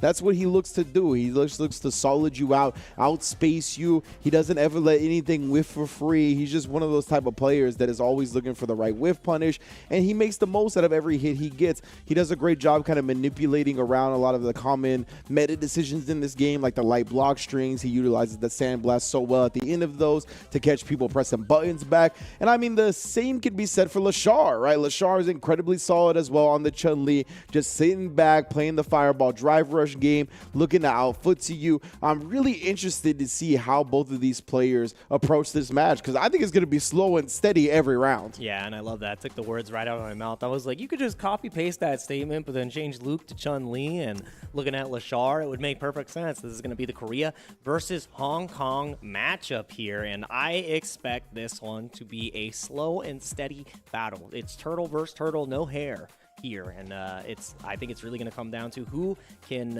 hold it out the most, who gets the lead first, and then just establishes that dominance, because we've seen Lashar with some of the most clutch anti-airs in positions where you think it wouldn't connect against DJ knees, and just consistently checking anytime there was a gap, not only with the supers, but just making sure that the button was always present, always ready, and it's going to be up to Chris Wong to find the way. And he's a very reactive player, so it's going to be the wall versus the wall, and who is going to be able to climb up top. The warp wall, somebody's going to have to figure it out. Let's see. Winners finals for Asia East. Who's going to Grands? Who's got 2 lives at the end of the day? And who's going to need to get a salty run back once we get down to losers? Lashar winning the first engagement. They've already locked Chris Wong in the corner here, even willing to put out that sweep right there, trying to catch Chris Wong pressing buttons early, but instead the drive rush finds its hit, brings it back to mid-screen. Yeah. And if you're ever curious to where you're at on the screen, the lion is your marker. All right, the lion's share of the screen. There you go. Oh, and the come beautiful. Yeah, love to see that. Lashar making every hit look easy. Indeed. Oh, tried to parry it right, but you can see Chris Wong, he's been committing to the drive rush jabs, so it's not something that's going to be out there reaching long distance. See if Lashar tries to check instead going forward. And I like this too because Chris Wong knows that he can stuff the slow fireballs coming out of Lashar. The whip punish does not come out. I'm going to burn out on my own regard, and now we're both in that same situation. Had the kill on deck. You can chip out, just need one more hit, a DP even. Oh, Lashar, look, he's abusing it now, though. You're in burnout here. The jab chain. I'll mash it out, fam. I only need a pixel of damage. I'm pressed for defense. I'm pressed for time. I'm mashing, and I'll dive on my terms. If you hit me, you hit me. I like that from Chris Wong. And again, the sword normal from Chun. So dang good. I love that. It's like we have no weapon characters. Nah, Chun-Li is the weapon. There's a few sword normals in this game. She's got the blades for legs and the blades for arms. Those fingertips are deadly.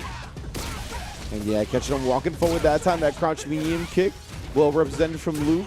See if Lashar starts looking for one of his own. Her crouch medium kick is so good. 7 frames, goes so far as well. Yeah, and I love that too. People at the beginning were like, oh yeah, like why? It has a lot of recovery. I'm like, no, you're right. That button is heinous. Slowly working out of the corner, and Chris Wong deficit doesn't want to commit to anything until that third gate comes back, and there it is. Now it's time in the jump in. Athlete time. Huge extension. Gonna be super close to kill. You're gonna be on a pixel. Let's see how this goes. Lashar gotta find a way out. Critical art on deck. Definitely has the resources to make the comeback, but it is a large hill to climb. Yeah, that jump-in button is a menace, man. The jump the reaction, we don't have enough health. Yeah. Oh, man. And I mean, that's the thing, too. Chris Wong, at the highest level, you want to bait your opponent into that false sense of security with the drive impact because it's muscle memory at that point. You're like, I got to do it. He had the critical art. He could have gone for that, but again, can't go for that option. Chris Wong with a wonderful answer. And now Lashar starting off strong in the second game. We train ourselves so hard, right, to react to drive impact with our own drive impact that a lot of the time right now it's just not in the player's nature to adjust and go with a parry or something like that when they see the drive impact on the screen. Yeah, it's like being mindful at a certain health threshold where you got to switch the button choice. Oh, went for the shimmy attempt. No bite from Lashar. Again, now controlling that space, that same space where it's I'm in the fireball position. I can stop the jump in. Gotta stay right in that spot, and I'm plus forever. And I really love when Chris Wong has gone into burnout, right? Like, oh, he's really done it on his own terms. He's usually done it mid-screen. Right now, he got bullied to the corner, though. No level 1 to save him. He did not react with it in time. Yeah, and I mean, in the interview, he said it feels like he reacts to everything, and no player can react to every single thing. Yeah. We're not robots. We're humans. Slipping through the cracks. And despite him going into burnout mid-screen, right, you can see how quickly it can go wrong. Chun-Li just dragged him to the corner very quickly with the block strings. Yeah, she's got a lot of ground she's able to cover incredibly quickly. Caught the recovery there. So dang good with the drive rush. See, empty jump grab. Are we going to see number 2? Just waited, not getting the anti-air though, and the huge whiff. That is going to be mad damage. I think maybe try to save as much meter as possible. Only going for the level 1 here. I like that. This time, oh, Lashar, you can see, was betting on the parry, not even looking for a whiff punish right now. Oh, no. Slowly backing off. Is okay with Lashar escaping the corner. Notice that it's 1 check.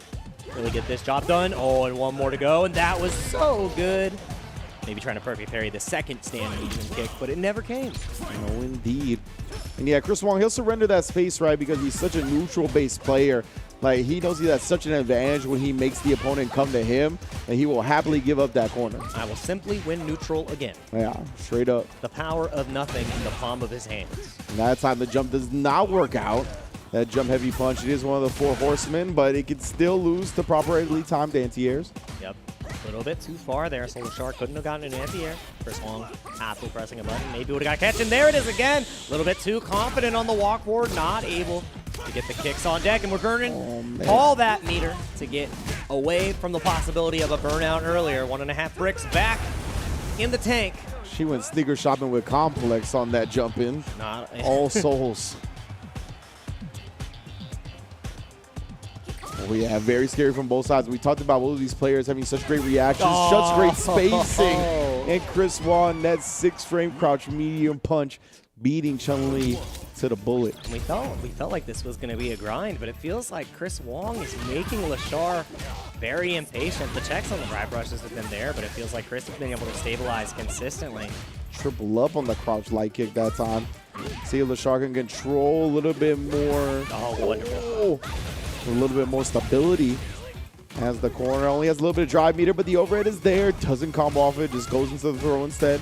And I like that. The crouch medium kick is where that all started. Got the punish, maybe expecting Lashar to walk forward, but it just did not happen. And there it is again. The check on the drive rush. Okay. Lashar really controlling that round. No drive rushes were unanswered there. Chris Wong didn't get to get started. Yeah, that was quite convincing that time. See, we haven't seen a lot of stand fierce checks. I love to see him putting out the double palm after, just in case Chris Wong tried to stand fierce of his own. Something that was going to take him across the screen. It's so deep. Crouch medium punch, bruh. And it's faster, too. The money button. Stuffs the button before it even has a chance to hit the screen. Nice big damage here. Do we opt to extend with the super? No, we're going for the safe jump. The sandblast as well, just nullifying the fireballs on the way in. Drive rushes behind it, catches him reaching. Ooh, this is a heavy lesson to learn. And again, saves the one bar just in case Chris is able to escape. 40% health right off. Okay. Oh, that's it. That's the round. 2-1 on the board now. Lashar figured out the pace Chris Wong was presenting. Drive rush has to be a little bit, you know, in more control here. Maybe go with the jab to whip a little bit early, get the punish on the button, then go for it. And the shimmies just felt like they connected every time Chris Wong was caught reaching with the grabs. And there it is again, continually getting punished there. Throw base, even tried it one more time. Chris finally getting a little bit more discipline under his belt, but huge whip punish that time. She gets such a reward when she get a whip punish with that stand fierce, but the jump it connects. Wasn't even a punish counter either, so he was able to block. I don't know what Lashar tried to do. Yeah, maybe just not ready for the jumping. Not prepared. Maybe got caught jumping themselves again. He might have been trying to input like the anti-air. He just got caught in the middle of the input. Yep. All right, there we go. Even though the knuckle didn't connect, got the throw meaty. Oh, again, not able to get the punish there. The whiff, just not in time. No way. Right. The wrong angle. And again, the inconsistency of that anti-air is something that Chun players have to deal with. And you got to deal with the set point in winners finals here. Can you clutch it out, Lashar? Chris has figured it out again and checking early with the crouch medium kick, not needing the drive rush this time and really changing the up road. Do Chun players call that anti-air inconsistent? I've seen it on Twitter. There was some discourse. They're like, it doesn't hit all the time. And I'm like, I don't know. Okay. They downplay their character. Uh-huh. I got nothing nice to say about them, so I'm just staying quiet. You're like, has that happened? Yeah, that makes sense. Oh, beautiful right there that time. Taking down the stand fierce, parrying the wake up super. Not here, bro. Lashar just shaving off that life right now. Not going to spend any meter trying to go into this third round with full 3 bars, but instead going to go into it with 1 after confirming with the level 2. Yeah, I wonder if we could have got a drive rush extension there, but better safe than sorry. Spends it out, and now about to have a chance to even it up. Can Chris find the answer? The checks are still present. A perfect parry to the crouch jab, immediately allowing Chris Wong to act. Oh, got caught walking back. This is what we talked about with that crouch medium kick. Oh. And now representing the reversals once again, right back at you. About to burn out. Lashar spent a lot for that, and it's paying off excellently. The level 1 comes in. Not able to bust out. Just in there, the check. After taking the overhead, you just take your turn back. Wong, he just can't press the buttons, bro. Once Lashar was low on drive meter, Chris was willing to keep on challenging. Finally finds a huge success. Yeah, do not hold the sandblast. And the raw drive impact. Definitely ambitious. Gets the plus frames from the Zanchu. Can keep the pressure going. The jump out. And again, not out of the woods yet. And challenge back. He actually committed to the flash knuckle. Unfortunate. That's going to be a big punish even on the burnout. Lashar tying it up 2-2. And we really are going the distance here. Lashar was against the wall, but when a beast is cornered, that's when they're most dangerous. Game 5. Let's see who moves on. Back against the wall, right? He had no more games to drop. That's when the true potential gets unleashed. Oh, the crouch medium punch pressed on the 3rd light. That's what we talked about. That's when the light strings are going to end. Oh, and the perfect parry excellently deals with the sandblast. You can get that punish almost every single time there.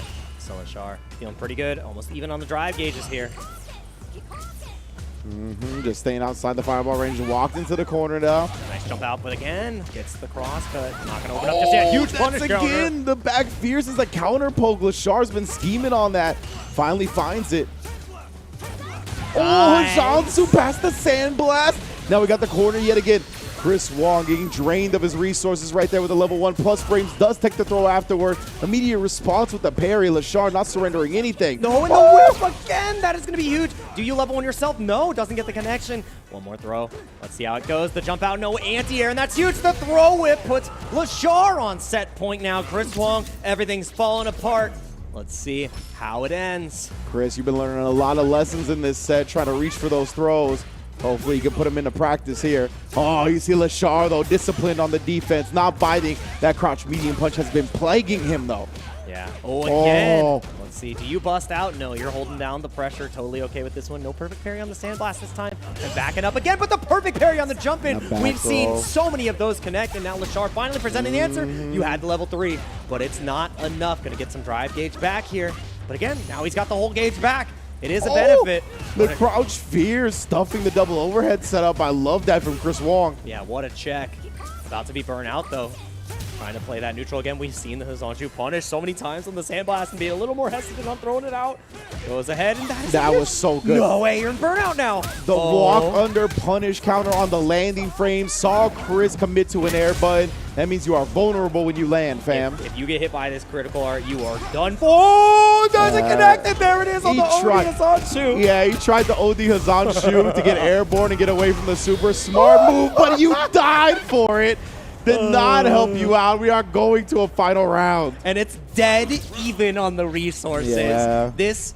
We're starting new. Your tournament life and winner's side is all on one round. It's a best of 1 round, not even a best of 1 game at this point. You can see both players playing very timid now, trying to stay safe, make the opponent earn every inch. Yeah, this is the Japanese single limb set to the extreme.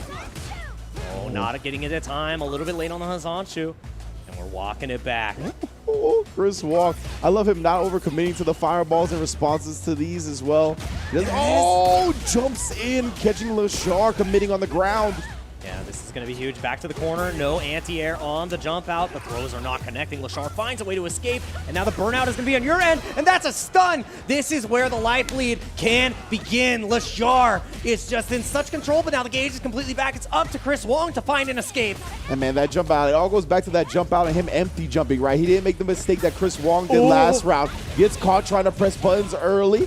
Lashar here still with the corner advantage. The OD fireball as well, keeping the string going. Yeah. Gotta keep the frames in the jump in again. It feels like it's connecting at the best times. The perfect parry wasn't there. The anti-air as well. Takes Ogi in the jump. The psychic read. And just like that, Chris Wong does not let the comeback happen. Does not let Lashar clutch it out. The 3-2. Beast mode, baby. That's the Mamba mentality that Chris Wong needed to succeed. Oh, man, that was rough for Lashar right there. He was betting on the walk back, right? He thought Chris Wong was going to throw bait him with another shimmy attempt. He tried the crouch medium kick in response. Chris Wong went with the neutral jump throw bait, just ended up working out on the crouch medium kick. Great stuff for him. He's going to be in a grand finals winner side. Yeah, and at the end of the day, it came down to Lashar just not reacting to those jump-ins. It was 2 in a row where the answer was not present, and that is what presented Chris Wong the win and the opportunity to really close it out. Also, that read at the end with the neutral jump was beautiful. We hadn't seen it presented that often, normally only in the corner. Mid-screen, it pays off the best, but Lashar really showed us the resilience, showed us the potential of a comeback. We got to the final round where everything was even, and still it was not enough. This set delivered everything we were looking for across the board. Answers for each and every one of these characters and how you can play it at the top level. I loved everything we just saw. Yeah, it was a game of reversals, right? It was a game of small, minute decisions. Who can carry the momentum the hardest on their side? Who can not crack defensively? Both of these players showing how world-class they are right there. And I love Lashar bringing it back. Yeah, he just got caught reaching with the crouch medium kick. Thought Chris Wong would just walk back. on the wake up. And right, it makes sense a lot of the time when players are getting down to that final round, they don't got a lot of life left. They go for the most risk-averse options possible. And a lot of that time, that walk back on an opponent's wake up is the most risk-averse thing you could do. That's what the read was from Lashar, but Chris Wong just looking for the throw bait on the neutral jump, and he got rewarded heavily. Yep, and it was that one decision that decided it, because if Chris Wong goes for the typical shimmy, which we saw for the majority of that set, Lashar gets the confirm into the critical art, and that's him sitting in the winner side of Grand Finals. But Chris Wong just had the correct read at the correct time, and now, I mean, that interview, that was the power-up interview, dude. After you see that, you're like, how can I lose now? I just got talked up out the wazoo. It's my time to shine, and we're going to see if Lashar has another opportunity after we see the winner of our next match in losers semifinals, because we got to see who comes out on top here. NL, who has been on a run to be remembered. History-making wins back to back to back to back. And Uma, after a pretty convincing loss in the winner's side, is going to have to battle it out with another Luke. Can NL present the stop sign to Uma that was so effective on the winner's side? Or is Uma going to be able to make it all the way back? That's the question, because both of these players obviously have a lot on the line. Uma, I don't know. I would want the run back if I was Uma. So I need to see how this develops. Again, this is going to decide who moves on to losers finals, and then eventually gets the opportunity to fight Chris Wong again. Lashar is definitely an obstacle in that way. Let's see who can run the course. Indeed, both players going with what we expect them to go with here. Like we mentioned before, the Luke versus the Jury. This is what they ran in their winners top 16 match. Again, NL was able to take the first game in that set, but Uma ran it back 2 straight and already a drive rush check. Yep, and the immediate reversal from NL starting off the match, trying to instill their will. I love it. That's how he's been starting most matches, right? Like first time he gets knocked down, he lets the OD reversal whip. You already seen and again, and he's bet every single knockdown so far. 2 OD reversals, 1 backdash, but unfortunately none of those were enough to get the offense going. That's the heart of every Shoto online. He's just like me for real. That's how it feels, man. But Uma stopping every single approach. And the counter hits just continue to come in. The drive rush overhead. One of the great tools that Jury has, but it doesn't matter. You get a huge punish counter here. We're moving back to mid-screen. No way. I got him too, buddy. Oh, and Uma, the air-to-air, at least stops NL's momentum. Didn't get the most optimal reward, but either way, still in control of the space, still in control of the positioning. Oh, text the throw off the drive rush as well. No whip punish from NL. Does get the counter hit conversion off the command normal. But man, what a call out on the throw attempt. That's an Uma staple that we have been seeing the entire time that he has been playing. Go ahead and parry all the way through, and the throw afterwards so good. The deepest of uppercuts. Back to the corner we go. No bar, no nothing. Done. Yeah. Yep. Goodbye. Thanks for playing. Again, there might have been a timing there where he could have thrown the drive impact after the stand fierce, but it's tough to do, and again, not a lot of players are ready for that option. Yeah, timing on a razor's edge, and spending the feng shui there did not pay off, because now NL can establish a massive lead off of 1 conversion. And the drive rush jab, you take those all day, every day. And that fireball creeping along the ground, bypassing the sandblast, getting the knockdown. It's a big tool for Jury in this matchup, but NL sneaks in another throw. Yeah, it's something that NL has to deal with differently too, because in the other matches he's actually able to contend with the fireballs with the level 1 reaction, but no reactions needed on that. The huge neutral jump, level 3. The wake up neutral jump right there, working out for NL. Rarely do I see wake up neutral jump, maybe forward or back, but man, what a reward he got as well. 1-0 for that. Yeah, that was so dang clutch. We saw Luke come out on top on the winner side with the neutral jump, and NL's like, that was a pretty good idea. Maybe I'll go for that. On Wake Up, again, very ambitious. Not what you would typically see. But hey, anything from typical the level of play we've been seeing NL present today. And just not close enough for the charge knuckle. Uma's like, I'll take my free corner. And then again, the jump in over extensions from Uma. People love throwing their projectiles after throw text, right? So NL just committing to the jump over that time. Oh, and committing to the ODDP. Uma finally finds a punish here. I want out. Oh, back to back with it. Surely I won't do it again. No one can control me. This is my game, and I'm playing how I want. Nice. Jace is down with the knee. But again, counter comes out the deepest of DPs. NL is reacting to just about everything right now. Now Uma's playing a little more patient. Oh, the crouch medium kick. The patience ran out. Tried to walk back a little bit. You ain't going nowhere. Can't walk back, can't walk forward. You better be buffer and block or else you're done for. And now we're going to the corner, not ready for the throw, expecting even more pressure, plus frames. Oh, yeah. Oh, the end up getting caught. It went so far. Nice. Again, the neutral jumps have just been so clutch. Do we opt to spend the level 3? Absolutely. Ouch, bro. NL's looking like he's downloaded Uma since their winner side set. So it's looking rough for the boy here. Yeah, Luke has, NL has definitely adapted well, learned from the loss, and you reach, I teach. Uma down 2-0. NL looks like a different player in this matchup. Just in case you didn't think that button was good, he pressed the crouch medium punch 4 times in a row. That's pretty good. 4 times in a row. 4 times. Just saying. Who would have pretty thought? good. Who would have thought? That's $1 million button. It's pretty good. That's $1 million button. Does your character have $1 million button? If it doesn't, you might want a character with $1 million button. You know? Just saying, if you're trying to get $1 million, it might be some piece of advice you need to take. If you got a good crouch medium punch, that's a pretty good button. Might be worth $1 million.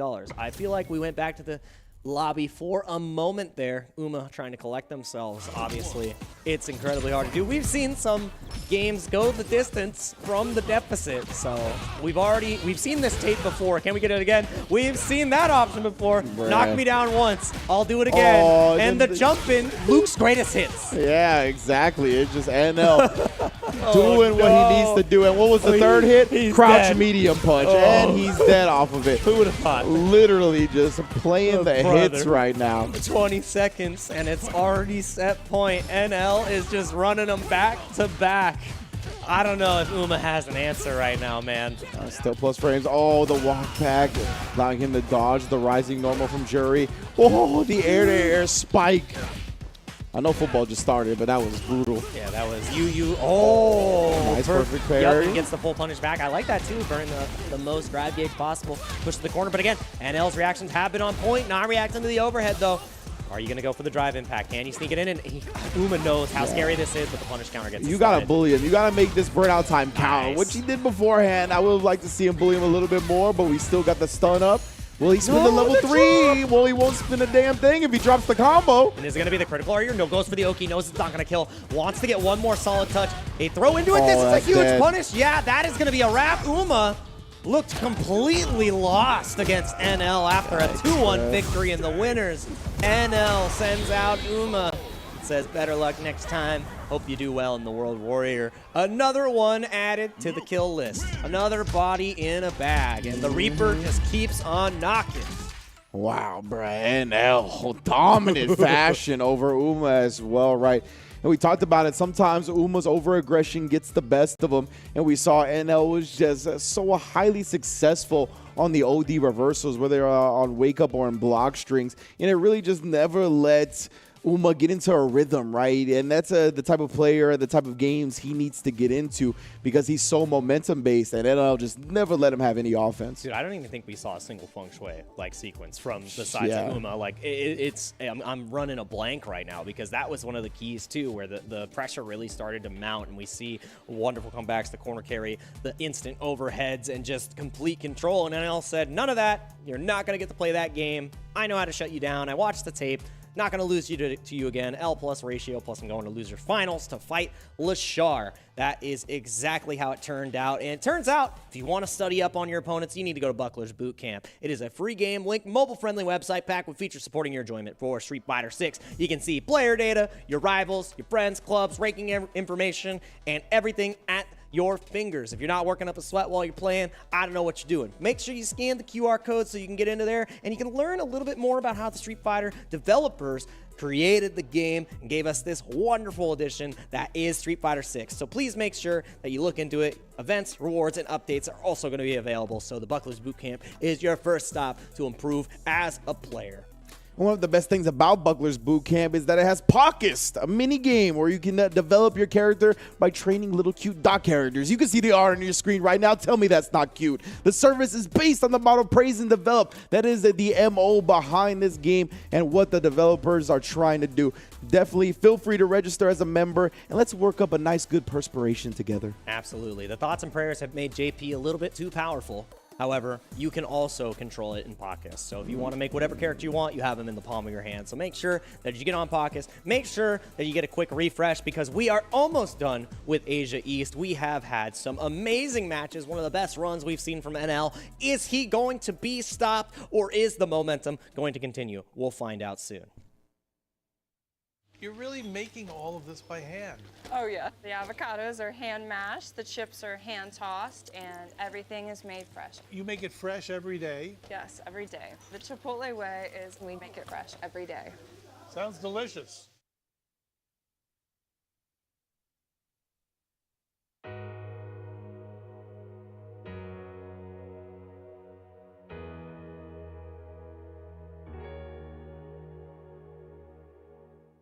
Objection!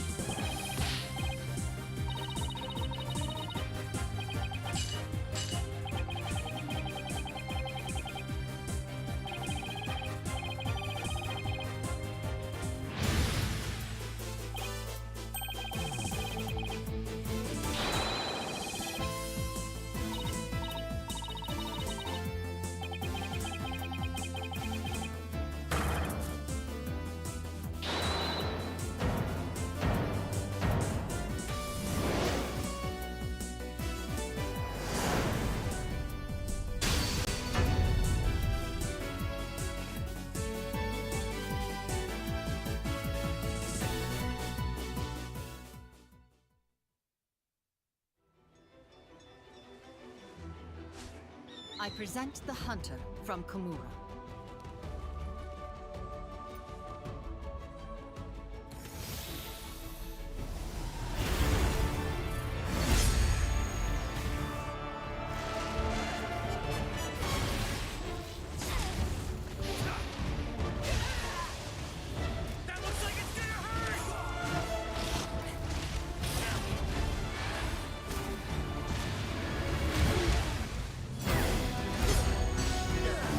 This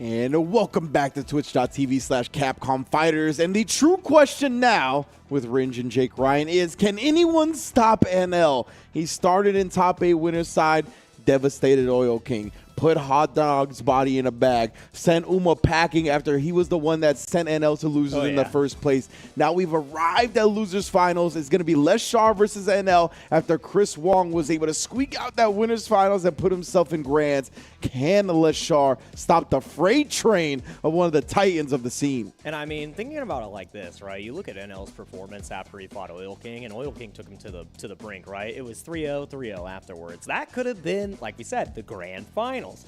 If NL does the 3-0 against Leshar, and then the potential, like, again, I don't think it's going to happen, but if it does, the power of friendship is too powerful. The 6-0 against Chris Wong, I don't know what to say. Like, that was grand finals. We saw it earlier. Like, like this has been one of the best runs I've seen from a player. One of the best adjustments from yesterday, and NL is the player that can do it. But we have another wall in the way, another obstacle. Leshar has other ideas, wants the run back, obviously, against Chris Wong after that incredibly close set.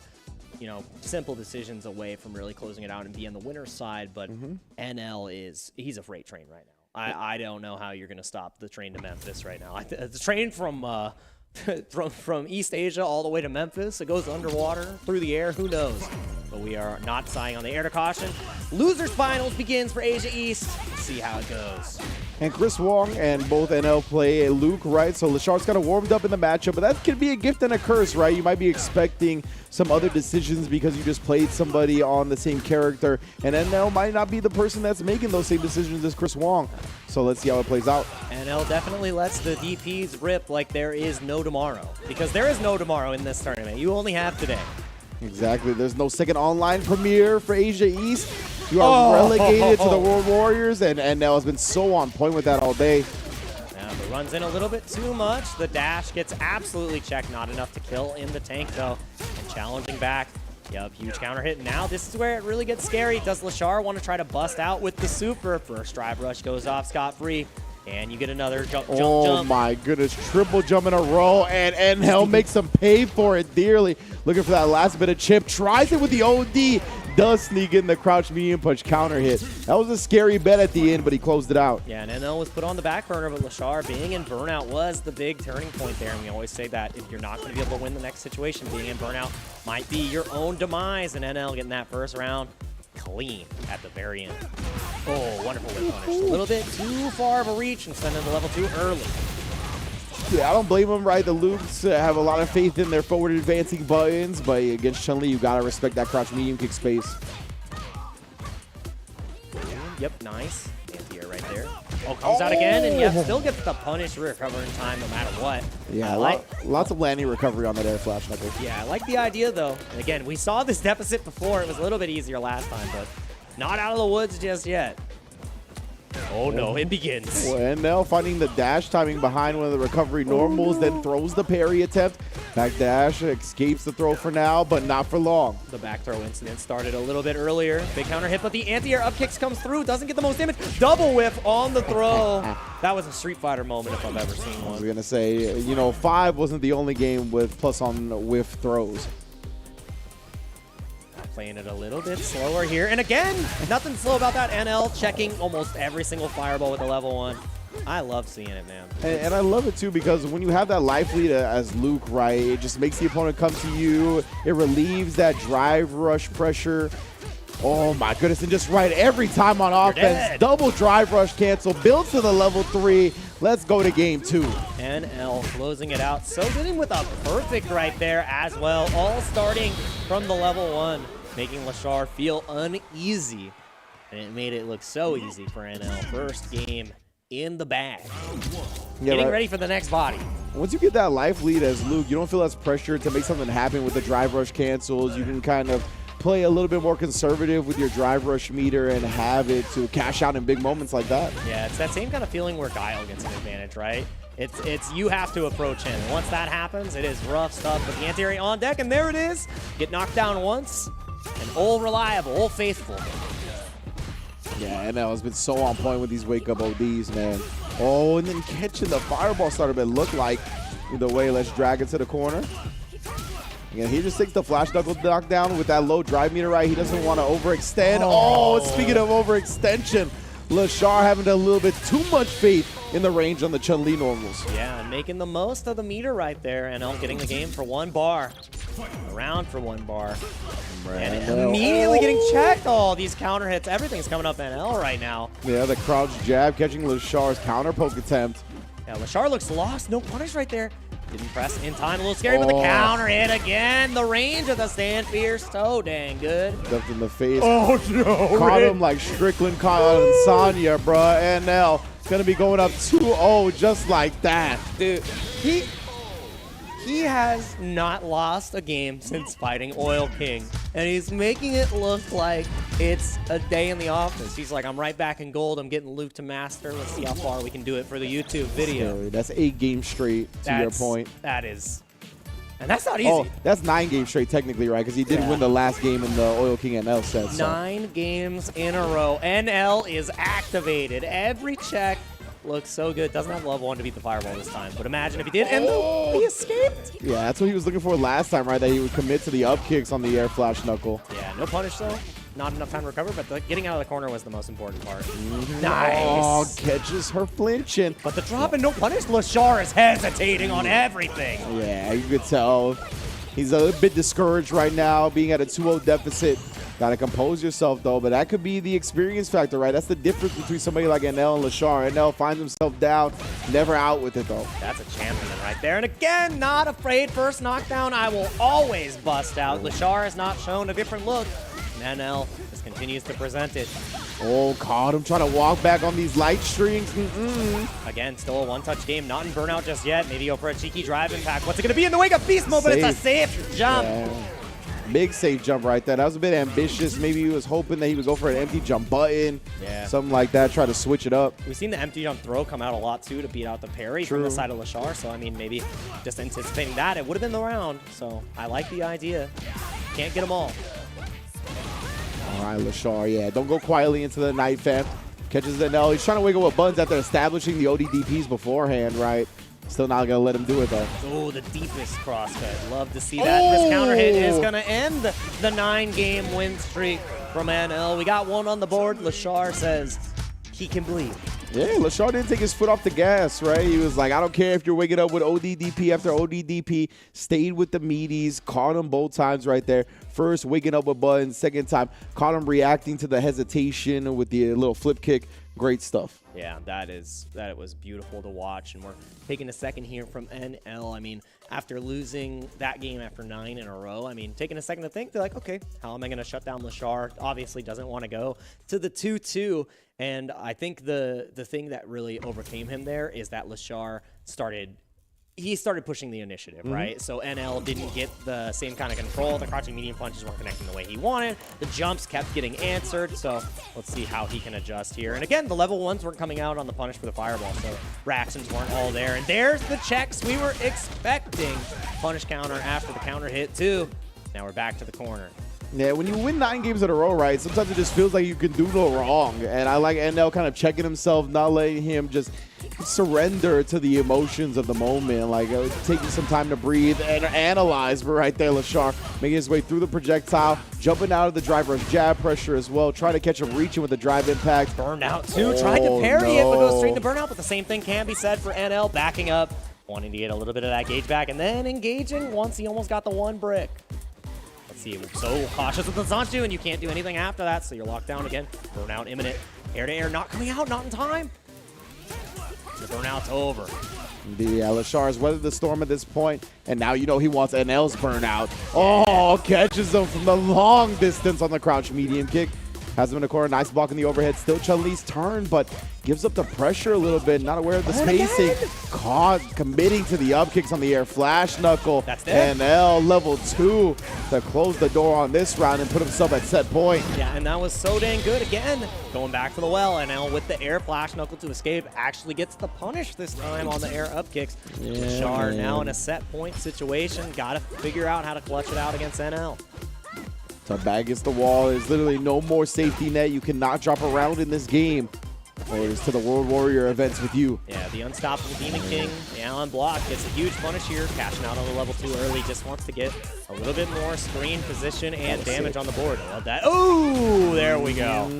Baited it out, showed him the drive rush, knew he wouldn't be able to resist. I thought he was going to let it rip again, to be honest. I felt it in my bones, but it did not come out. And the chase down, huge stuff, back throw, instant beginning. Super smart from NL, going with the back throw there.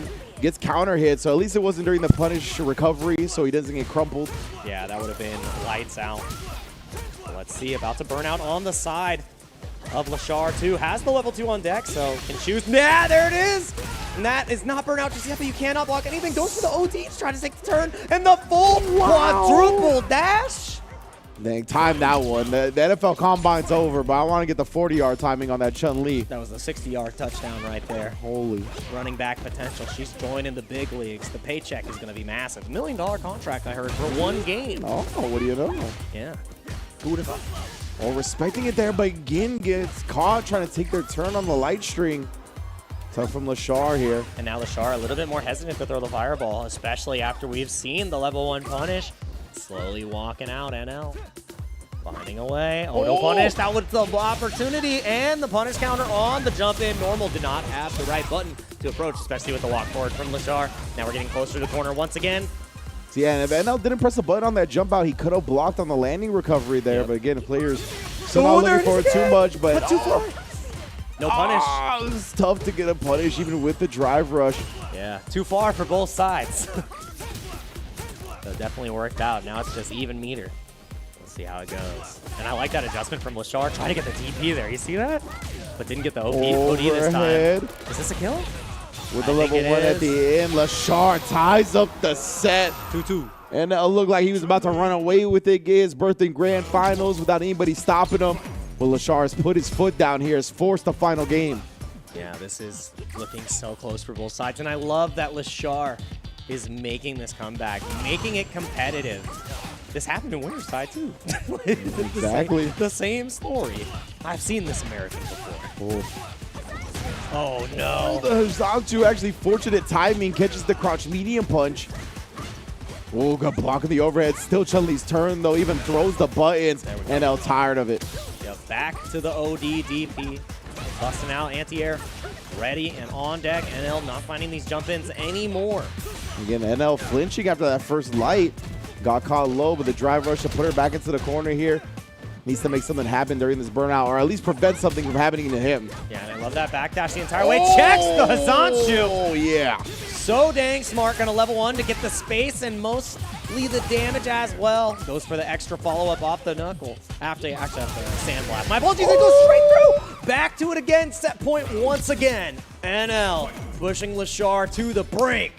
He knew the damage, right? He was like, I just need to hit this and a whip punish. That is a great way to start this round. Oh, and the instant air legs. Kid just staying ducking so he gets the landing recovery punish. The mightiest of the ducks. Let's see how this goes. Another throw. You're running out of time, Lashar. You're running out of options. Instant air legs. Does it this time. Do you critical art? Yes, you do. You need everything on the table right now. It's not even going to give you a life lead. All it does is gives you a chance. Yeah, at least drains a whole lot of drive meter from Luke. Oh, that was so scary, bro. I don't know what side he had to block that on. I don't want to know. Dude, he hit him with the level 1 again. As soon as you show the fireball, NL was just scheming, plotting from the shadows, and then walks up and throws you in the garbage. Way to get into grand finals. That was incredible. Only able to really avoid the level 1 punish once because the walk back distance was just enough. But Lashar had to keep trying to represent that option, had to put it on the table because it's up to NL, and NL just had the reaction almost every single time. It was beautiful, but Lashar made it the most competitive it could have been, really pushing him to the brink because NL looked in control, was about to get 10 games in a row. But now he's back to 1. And now he can get 7 in a row. 2 heartbreaking losses for Lashar, though, for sure, right? Yeah. Same way in winners finals and losers finals. Down 2-0 to the relative Luke players, only to bring it back, force a final game, and just barely drop the set. Yeah. Definitely unfortunate for him, but you could see why he's one of the shining stars of this region. While a lot of people had him favored to go very far, got 3rd place at this one. Watch out for him at the World Warrior events in Korea. He is going to be one that's in the end results for sure. Yeah, and I love that. That quadruple dash was the biggest brain thing I have seen a player do tonight. I feel like that was, I'm committing, and this is all I got in the tank because it's do or die now, and it brought it down to that game 5. And that check on the Hizonshu, was so good. That is some matchup knowledge if I've ever seen it.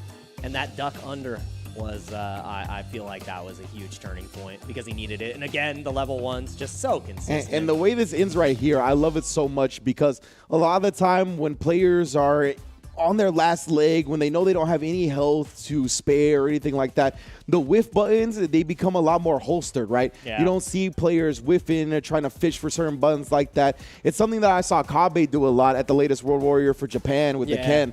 Once you get into that space where you know the opponent is respecting your normal range, the walk-up throw becomes so potent. So beautiful stuff for NL to recognize that, a very veteran and experienced move. He is in grand finals, starting from top 8 losers side, dropping down to losers from that first top 16 winners match, and he is here at grand finals nonetheless. Yeah, I love that. I mean, when you're pressed for health, you cannot press your buttons as liberally as you want to, and that throw came in so good, and it felt like an anticlimactic finish, but NL knew that Lashar really couldn't press much of anything, especially with how on point the punishes have been from the level 1s. The ODDP is just about everything, and just about everything has led to this from the loser side. NL has been on a journey, on a tear. He's got one last door to knock on, and Chris Wong, are you going to be home to answer, or are you sending NL back into the World Warrior? That's going to be the question here today. The mirror match is in our future. Who is going to be the best Luke?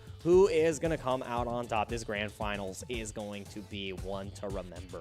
Yeah, it's looking like 2022, the poster boy mirror match in the building right now to decide who gets in the Capcom Cup is what we saw a whole lot towards the end of 5. This character, Luke, is definitely potent in this game as well.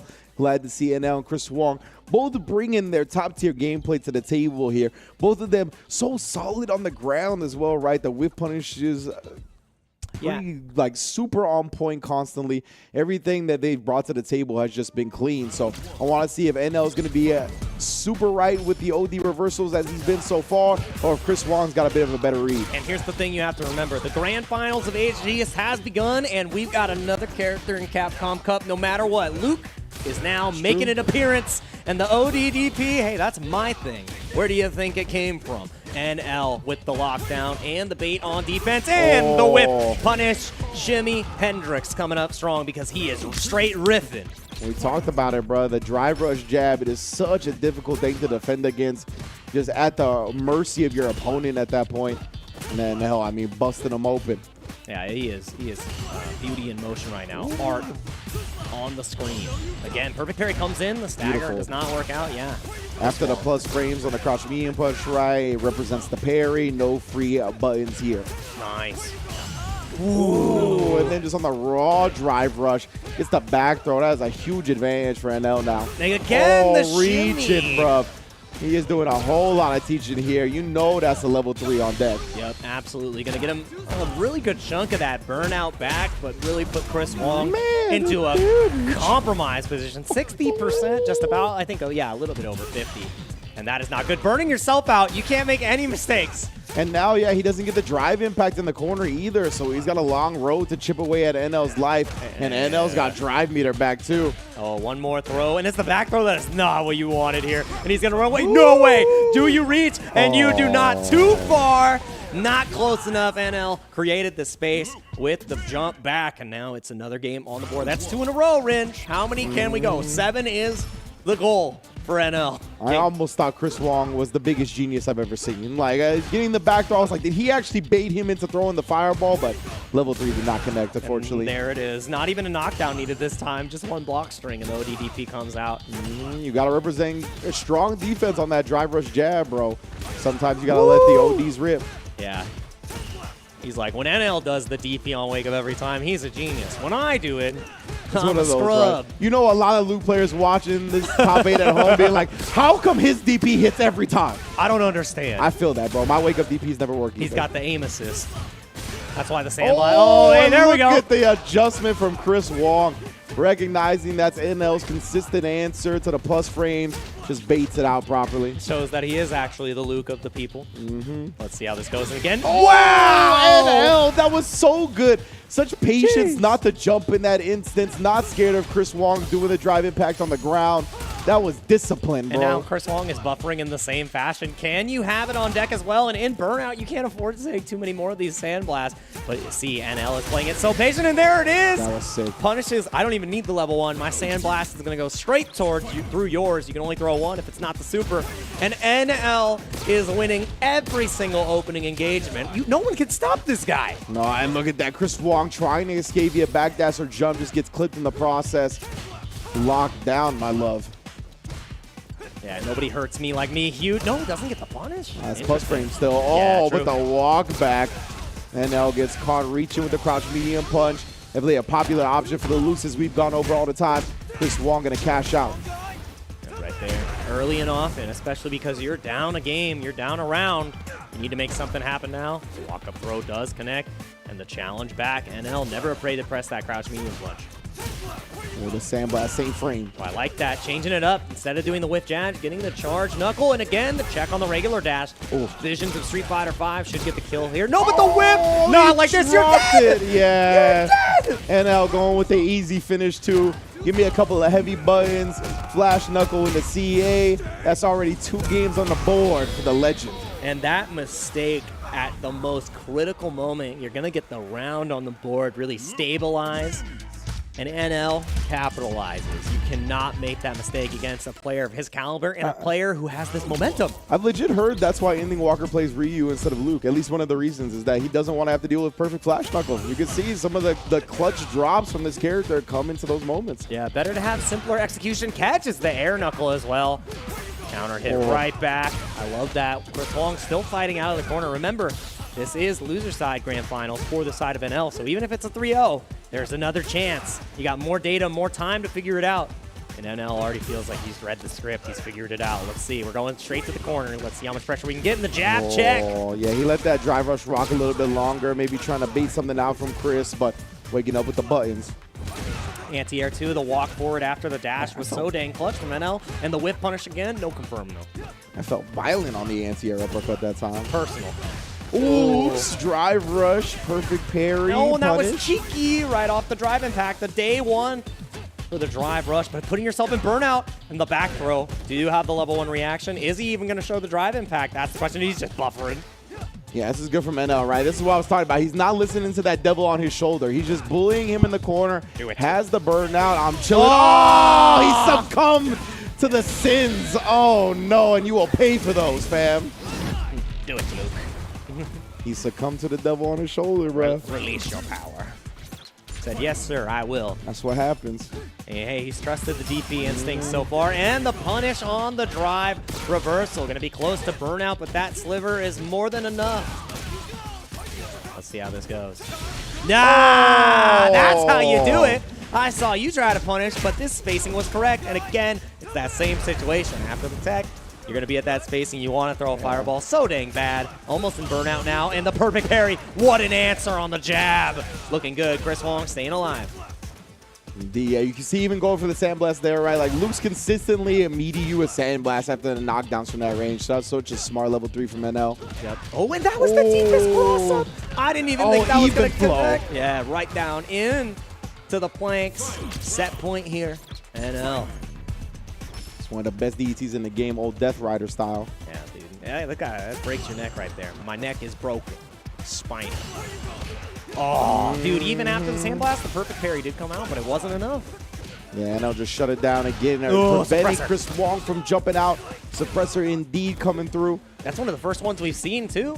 Oh, with the That jump air. back jab. Yeah, that was definitely a age-old anti-air right there. Not the most damage, but at least it kept him safe. Meaty on the knee, you see the hezzy button from NL right there. Now catching the punish counter. Wait, not Level 2. Gonna be mad close. It'll at least be burnout if he doesn't die from it. Let's see. And beast mode was not enough, baby, but you are not allowed to block absolutely anything. Even a DP at this point will end your day, end your run in winner's side. And that's what NL's trying to do. He's trying to inch forward, get a DP going for the block string. I said, I'm going to get you. Oh, and there it is, he the actually got the reaction. level 3. Chris Wong schemed on that with the perfect timing. And the thing is, the massive damage on this and the stop of the comeback, you might get a guaranteed drive impact here. Are we close enough to the corner? Oh, he Not didn't enough. try it. Oh, he doesn't do it now either. He would have got the drive meter ODDP, back. there it is, the answer! NL had been going to it the entire time, and when he saw the drive rush was too close, he knew. Rinse your face tells me everything. He's like, you forgot. He's been doing it every time. He's been doing it time and time again right there. He's like, you know the rules of the traffic lights. After green comes yellow, fam. That's how it be. Well done from NL right there. 3-0 to reset the bracket. My God. That's 4 games in a row. 4 games in a row. You call for 7. He's almost there. 3 more to go. Oh, 3 more to man. go. This is not what we expected, and NL has been putting on a beatdown after beatdown. He is literally tapped into beast mode, baby. He has become Luke. After the way Chris Wong handled Lashar in Winners Finals 2, like to see him get 3-0 to start this grand finals, Make it make sense. Make it make sense. Nah. And now he just beat him by a frame on that crouch medium kick. That is so discouraging. The backdash getting punished as well. Chris Wong can't pick a right option on defense. Yeah, finally finds a way out with the drive rush. NL not getting the check this time, but still at a deficit. And go ahead, blocked. NL been so clean with it, but the crouch medium punch, just keep pressing it. Anti-air not present, got counter hit. I wonder what was trying to come out there. Are we going for the level 2 just to get even more damage? No, the level 1, trying to be a little conservative, but in Burnout, you make one mistake and the back throw was almost there. Chris Wong at the right space. I love that. NL had been doing that consistently. That's good. Can you stop the 4 in a row? No 5. Nobody beats me 3 times in a row and gets away with it. We'll see. Chris Wong needs a round to stem the bleeding here. Of course, he did have the luxury of being on winner's side, so it's all knotted up to start this reset. But nonetheless, bro, you want to get a W sooner rather than later. Yeah, no anti-air this time. Tried to go for the perfect parry, but did not have the timing. Chris Wong back to the corner. Can you escape in the bait on the ODDP? It's looking like the first set all over again, Ringe, because this is how it turned out. Spending the level 3, knowing that we're going to have a lot of time to build some meter. Chris Wong got one decision to make that now, and I love that. Yeah, there's a lot of respect shown from Burnout, or excuse me, from NL. Oh! DP, no air flash knuckle escape for you. Yeah, you cannot use the eject button. I am ready. Let's see. Again, playing that close range. Not getting checked by the stand medium kick just yet, and Chris Wong is being a lot more patient, not sending out these normals just yet. And now he's starting to look for buttons of his own. So after that whiff button, he immediately pressed crouch medium punch. Such a good counter poke. He's hoping to catch a whiff attempt from Chris Wong. Oh, they both pressed the stand fierce. This time, Chris Wong just a frame faster. And the level 3. I love that. That's 50% right off the top. Yeah, violence. Dang. That's a lot of red. Whole lot of blood.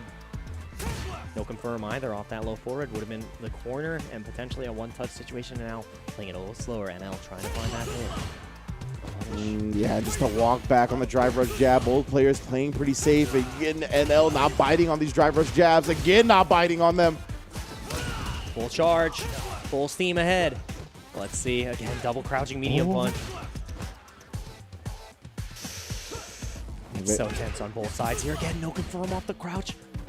And now about to begin burnout, and the whip fairy is, oh no, it can all fall down right here, Ringe, and that's when it starts. That first sandblast was so smart from NL, using it as space where Chris was going to whiff the parry, just draining the drive meter on him. Oh no. He air to air, he gets a big juggle off of it. Drive impact was there. Chris Wong, not even a throw attempt to be found. Drive rush empties the meter. He's only got level 2. You got another shot at this, bro. And I love that he goes for the level 1 here because that means that he can level 1 reaction, and it doesn't even need to happen. Chris Wong can't catch a break. 5 in a row.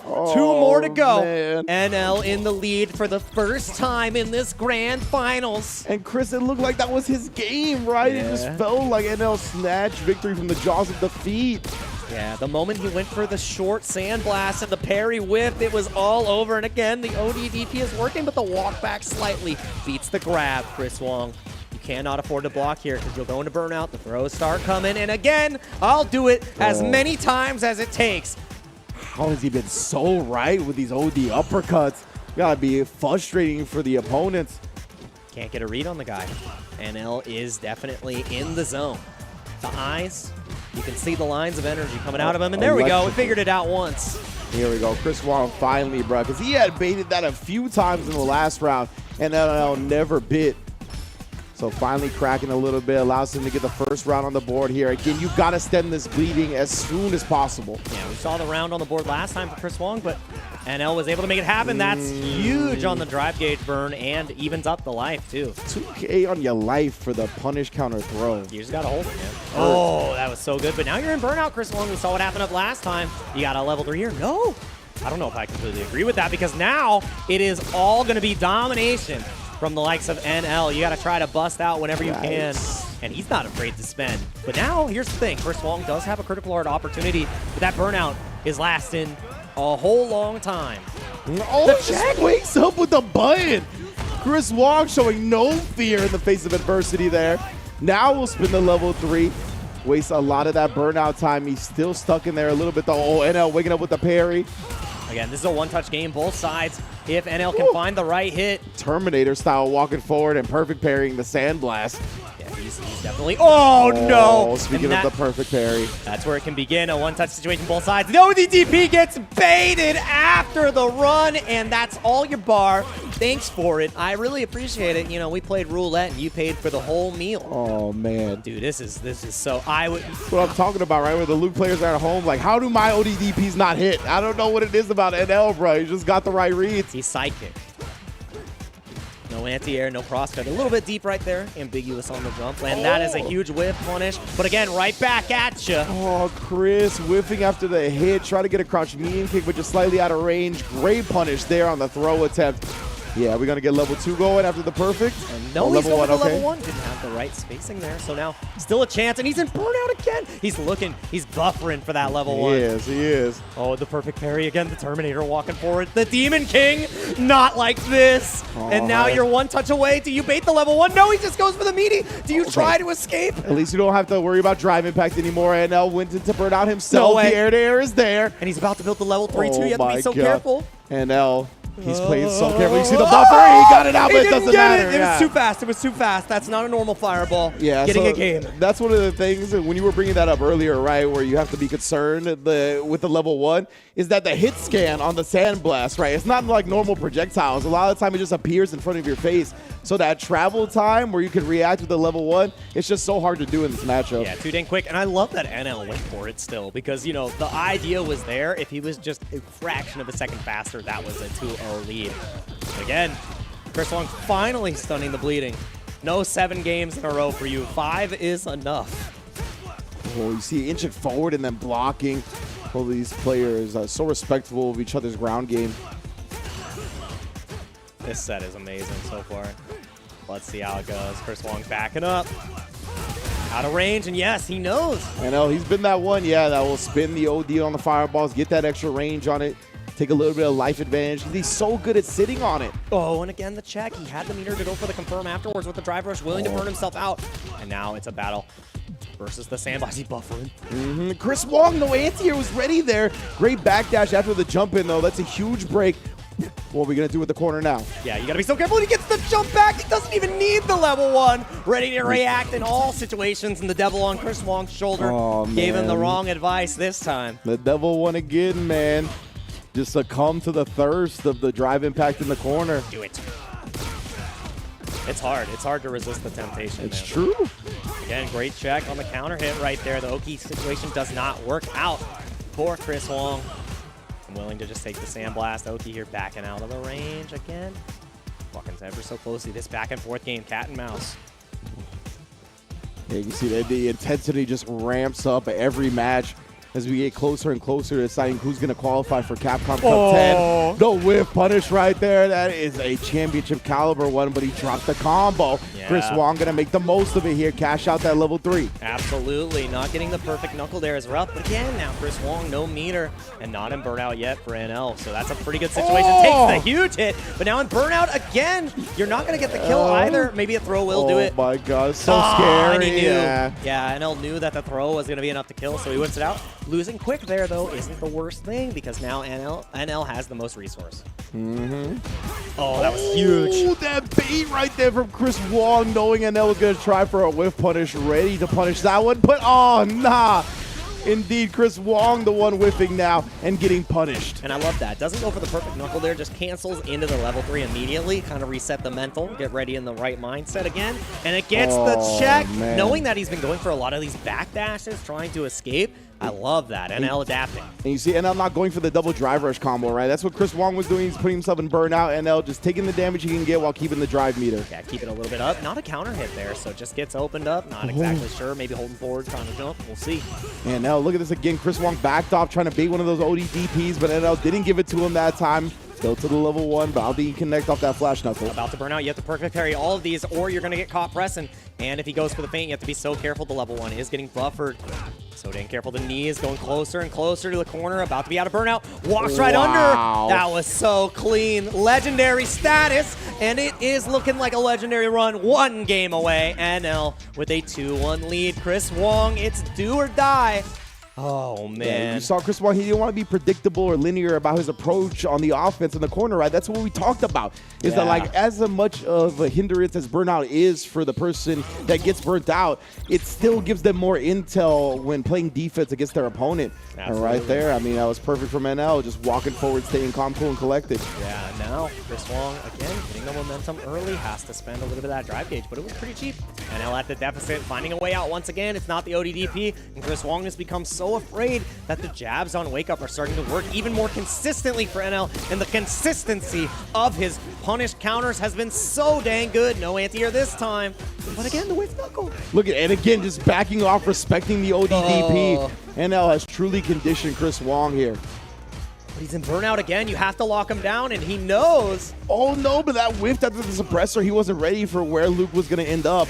Does check the regular dash. Got to be so careful. And no, Chris Wong knows that he has to stay away. Oh, the stare down. Oh, yeah, looked like an execution error on NL's side, but nonetheless. Wow, and the first OD Sandblaster he throws out, he gets the perfect parry. All right, NL. One more touch to do it. Is it going to be an OD bust out from Chris Wong? Can NL bait it? And he gets it this time! He got the startup. His reactions are inhuman. That was ridiculous. Yeah, caught the regular Sandblast. Oh, fortunate timing on that one. Yeah, he's been threatening with the OD Sandblast now. Oh, Chris Wong, he has to be careful. Doesn't check it. Doesn't flinch in the face of the drive rush jab. Anything can do it here. You got to be so careful. Chris Wong knows. No buffering either. OD Sandblast comes out. One more. 18 seconds on the clock. Chris Wong knows he has to push forward, and that's exactly why NL is now at set point range. This is wild, man. From the loser side to start top 8. On the verge of qualifying for Capcom Cup. Again, look at this. They're just jumping back now. All these drive rush jabs. He just keeps respecting it. And NL's not busting out anymore. Chris Wong feeling the pressure. Will use the level 3. And he's in burnout here, so it's going to give him a little bit more time. But now NL, as long as he's able to defend here, has a huge advantage. He's been getting the back throws in these situations before. Can he find it again? And trying to walk forward, gets stuffed right in the chin. Let's see. Burnout now done. Very close to putting a W on the board here. He needs it. Catches the startup of the Sandblast. Forces a round 3 here. And meter advantage. NL always seems to have the meter advantage in these last rounds. Still set point. Can NL clutch it out? Are we going to a game 5? This is so scary, man. Both players playing real discipline on defense. Does catch him with the heavy light string, though. Just staggering it out, the counter hits, knowing that NL wants to bust out. He started to finally recognize that NL's not just busting out the ODDPs anymore. He gets the meaty throw. See how NL responds going forward, though. No anti-air, the plus frames, and no bust out on that side. The backdash with no punish, but the backdash right back at you, but no perfect confirm. Oh, the plus frame's not able to connect in time. No burnout, though. Chris Wong staying alive, about to build that last bar, too. Which means another level 1 will be there to reverse double perfect parry. It's not enough. Oh, the whip punish was so clean from Chris Wong. He's going to cash out. Give me that level 1. Force the final game, and he does just that. We're going to game 5. I wouldn't have wanted it any other way. Chris Wong showing the resilience after the reset, after everything, and it comes down to one final game. Live and die by the ODDP. We weren't seeing it from NL there. back to the drawing board. Do we reset to level 1? Are we going back to layer 1 or are we on layer 10? Let's see. In the final game of Asia East Grand Finals, NL versus Chris Wong. One gets Capcom Cup qualification and one spells sweet defeat, and he does it. And it's not working out early. The safe jump right there gets respected, but the frame trap, that was a crouch fear starter on the frame trap.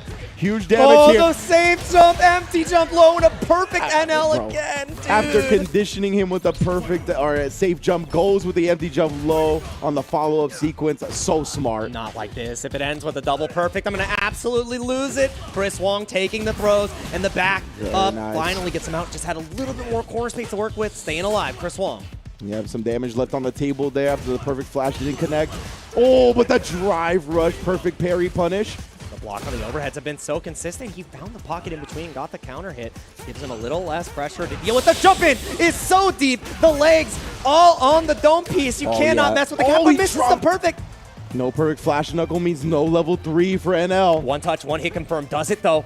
This might be it. Chris Wong slowly inching forward. And NL, a raw level 3 on a fireball kills Chris Wong here as well, so he cannot sandblast for free. And that's what you see him buffering. Now the throw comes out in burnout. You got to keep this pressure going. No drive impact just yet. About to be out of burnout. The jump back, and that is it. NL from losers, able to defeat everyone in the 3-2. Chris Wong was not enough, and NL is your champion. Asia East CPT 2023. I cannot wait to see him at Capcom Cup. The defensive choices from NL, so successful in such a consistent way. Amazing right there again, going with the back jump at the end to punish the whiff.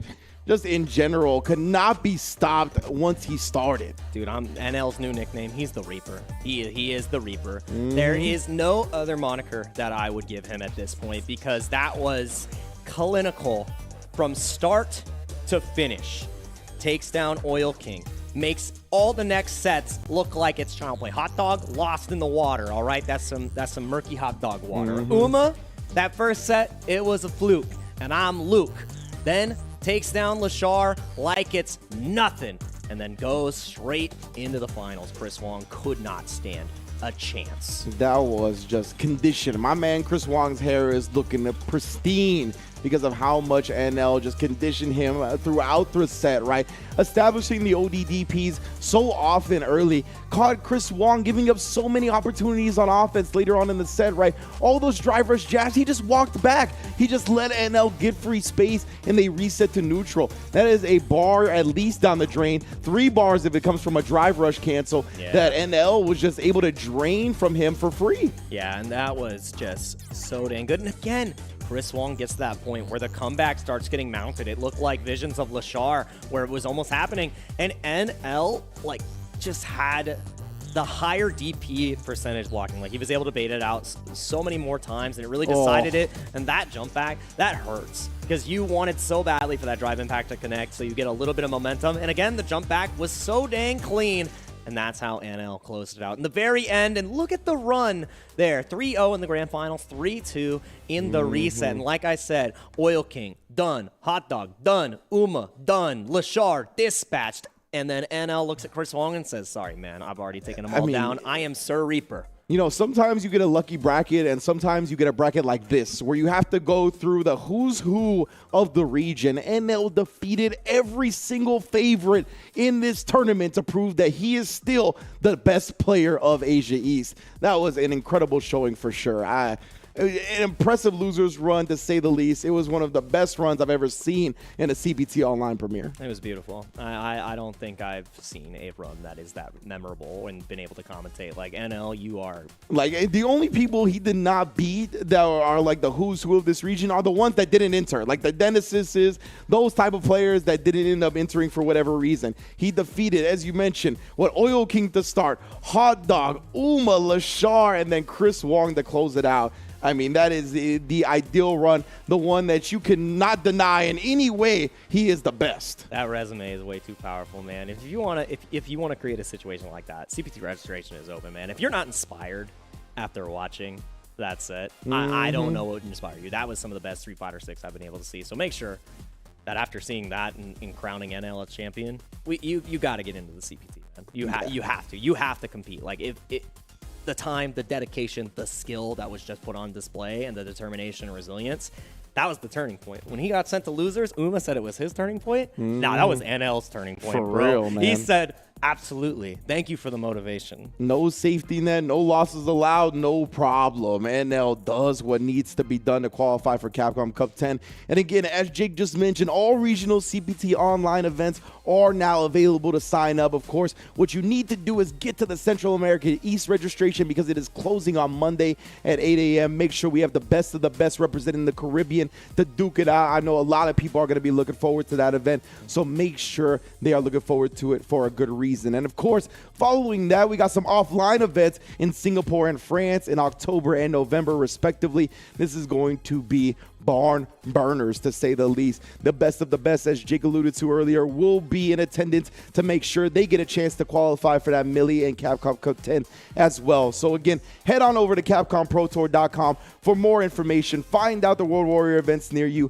Find out if you need to get registered for the Singapore and France offline events, and make sure you do your best to get into Capcom Cup. Yeah, and we got the whole schedule coming up right there. Central America East is the next one we have coming September 16th, followed by Brazil on the 23rd. Got a little bit of a break from the 30th to the 9th, and then South Africa on October 14th. We cannot wait to see all of those, and if you are unable to qualify in that tournament, you can go ahead and sign up for the World Warrior as well, because we have 26 different regions and 26 different regional champions that are all going to be competing. They will be duking it out in multiple tournaments to determine a top 8 for the region, and one will come out on top for a chance at the $1 million at Capcom Cup. So make sure that you go to CapcomProTour.com, find out where your World Warrior is, enter, because you're the only one who can change your fate on the leaderboards. Maybe your DJ is nasty. Maybe you're the best Lily in the universe. I want to see you show up just like NL did today, because clutch is the name of the game. And God, that was beautiful. That was beautiful. I'm so 100%. happy that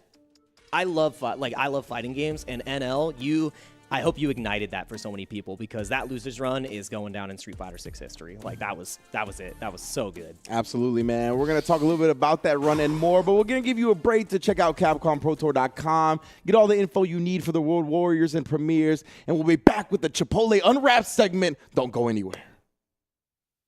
So how would you describe the chicken to someone who had never tasted it? Literally melt in your mouth tender. We don't have a freezer. You know, it's almost like a farmer's market. When you walk into the restaurant, you should hear the sizzle that you're hearing right now. Just sends all those waves up to your mouth. You're making me hungry.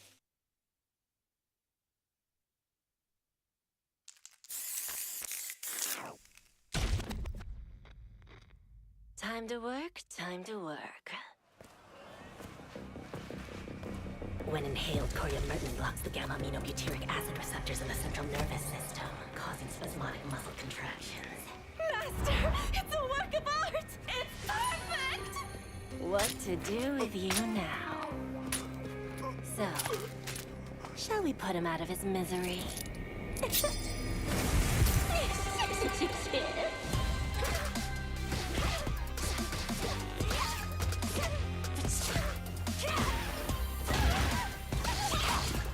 Time for some experimentation. I bet poison would work wonders on you.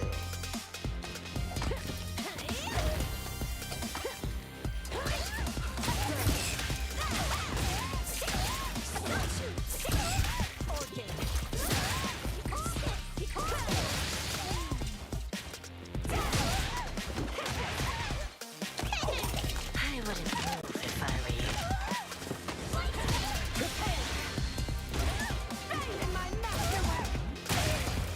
Poison's on the menu.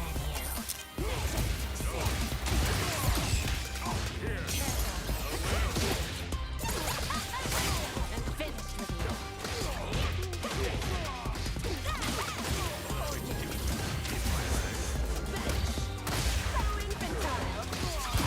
I have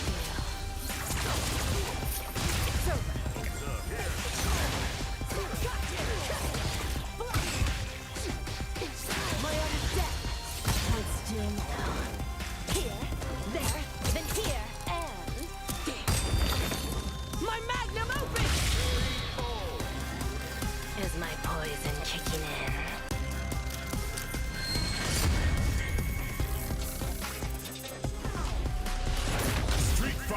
6.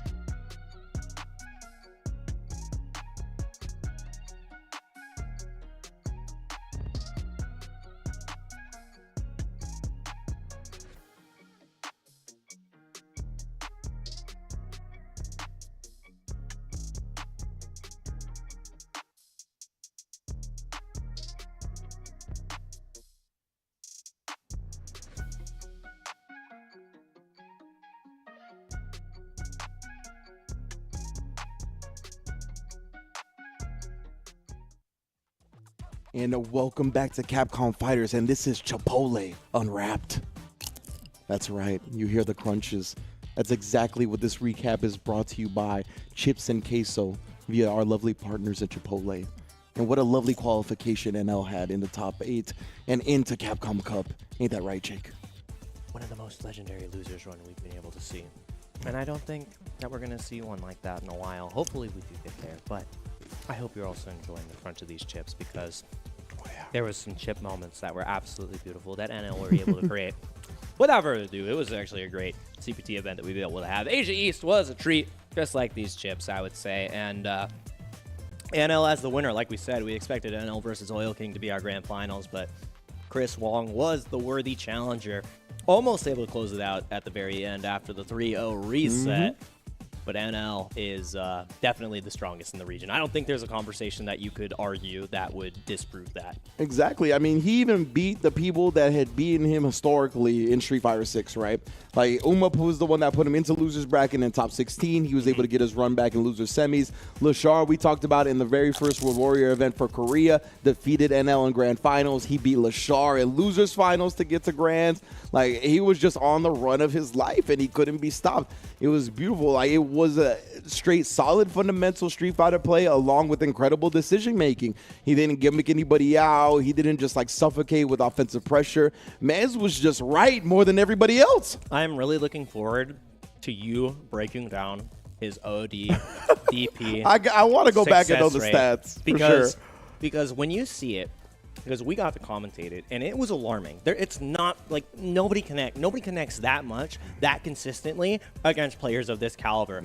And it felt like he was hardwired into everyone else's offense and knew exactly when to check. It was beautiful. It was so good, so dang good. Chris Wong, I mean, he made such a great effort in grand finals, right? Putting 2 games on the board. But even in the midst of putting those 2 games on the board, he still looked like a broken man when he was pressuring on offense. There were so many times where he did the driver's jab, just walk back. And NL just looked at him like, okay, walk back and give me my space. Because for some reason, he just didn't ODDP then after he had ODDP'd like 8 times in a row. It was just so precise, so correct from NL that, man, it was tough to catch a read on. He was always on point with the crouch medium punches. His drive meter management was amongst the best I've seen in Street Fighter 6, especially on a character like Luke, where he's so drive resource intensive when it comes to getting big damage combos.